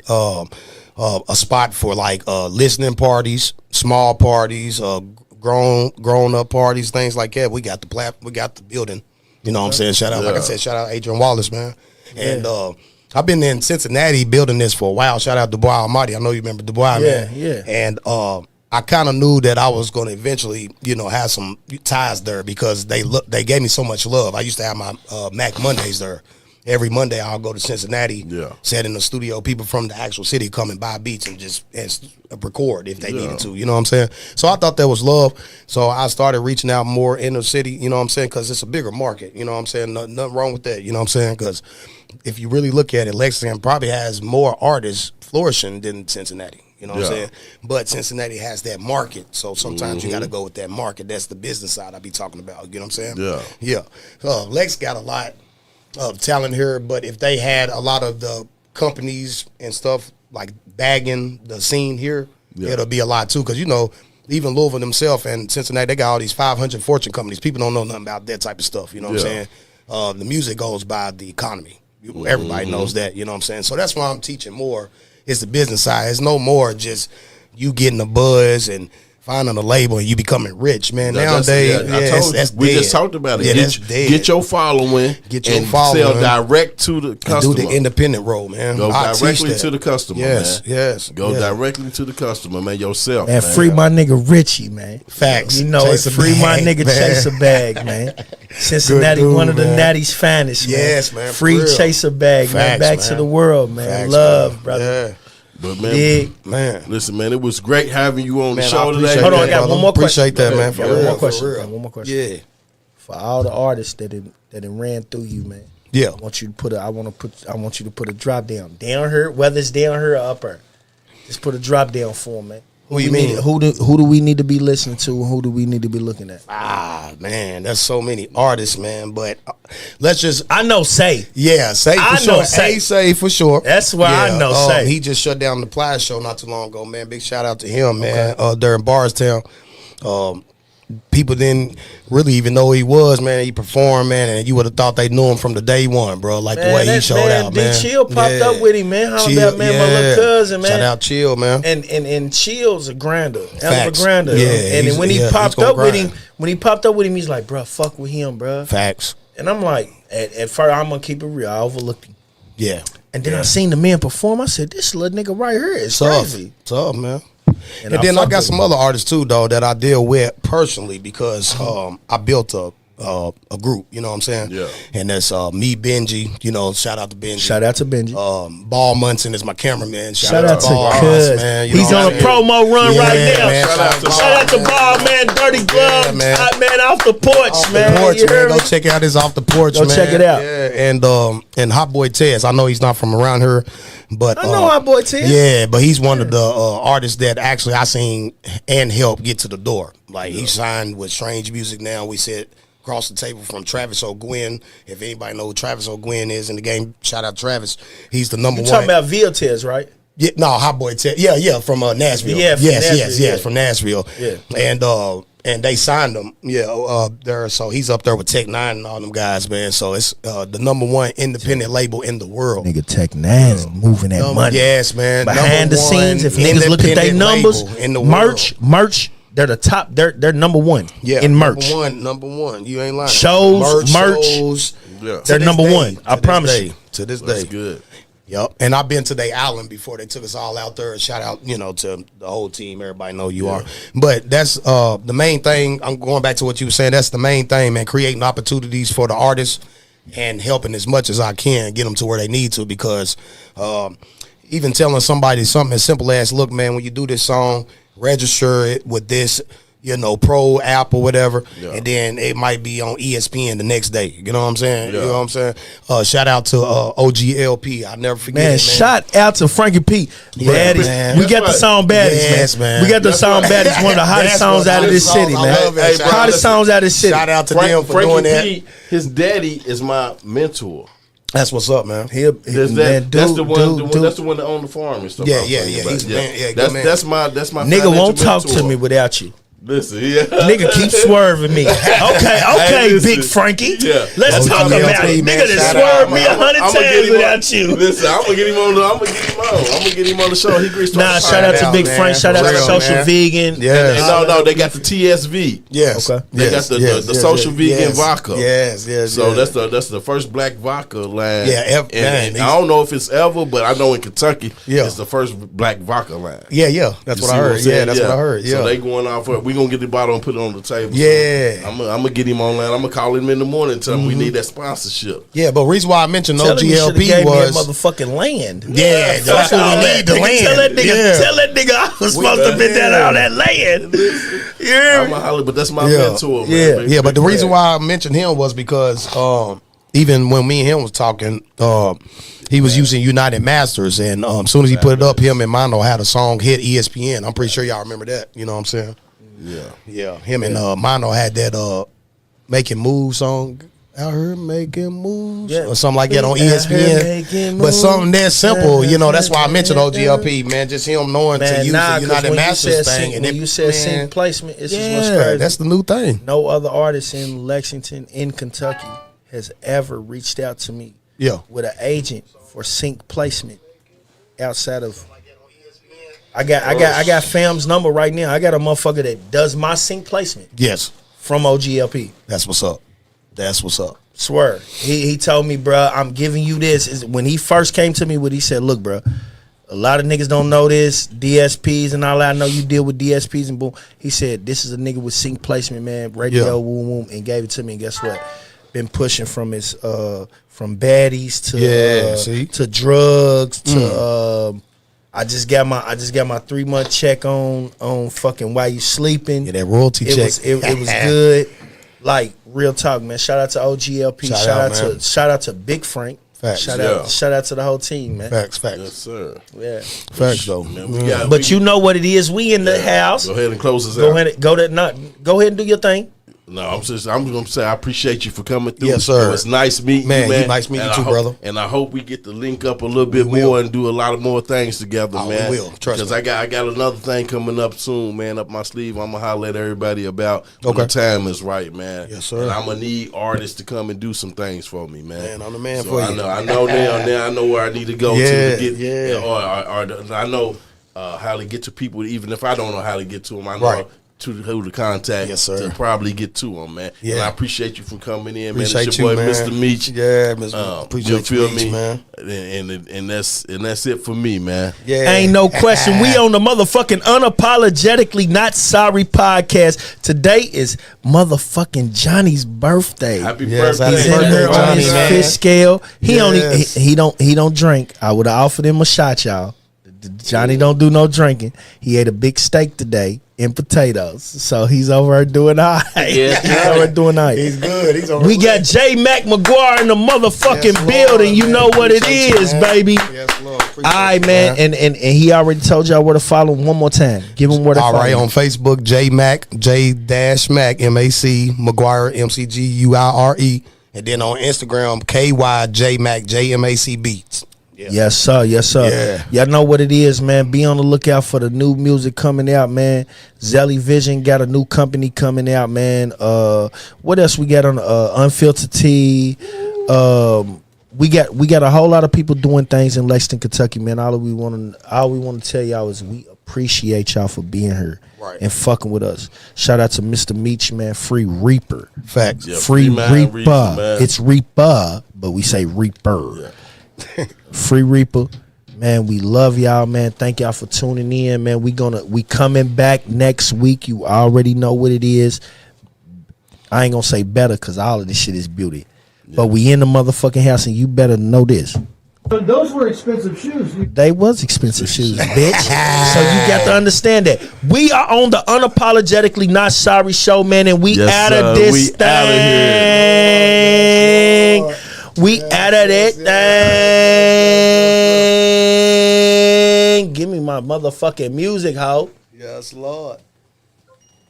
Yeah, that was a good one right there. Yeah. You like that right there, J Mac? Yes, man. I'm coming back, man. Yeah, ain't no question. Y'all got me anytime, man. Yeah. I'm pretty sure I'm gonna have some more to talk about this year, man. Ain't 'Cause we no got a lot question. up our sleeve, man. I'll tell you. That's the new thing, man. I'm trying to get going. What's up, man? So look, this girl named Toon, you know Toon Clay? She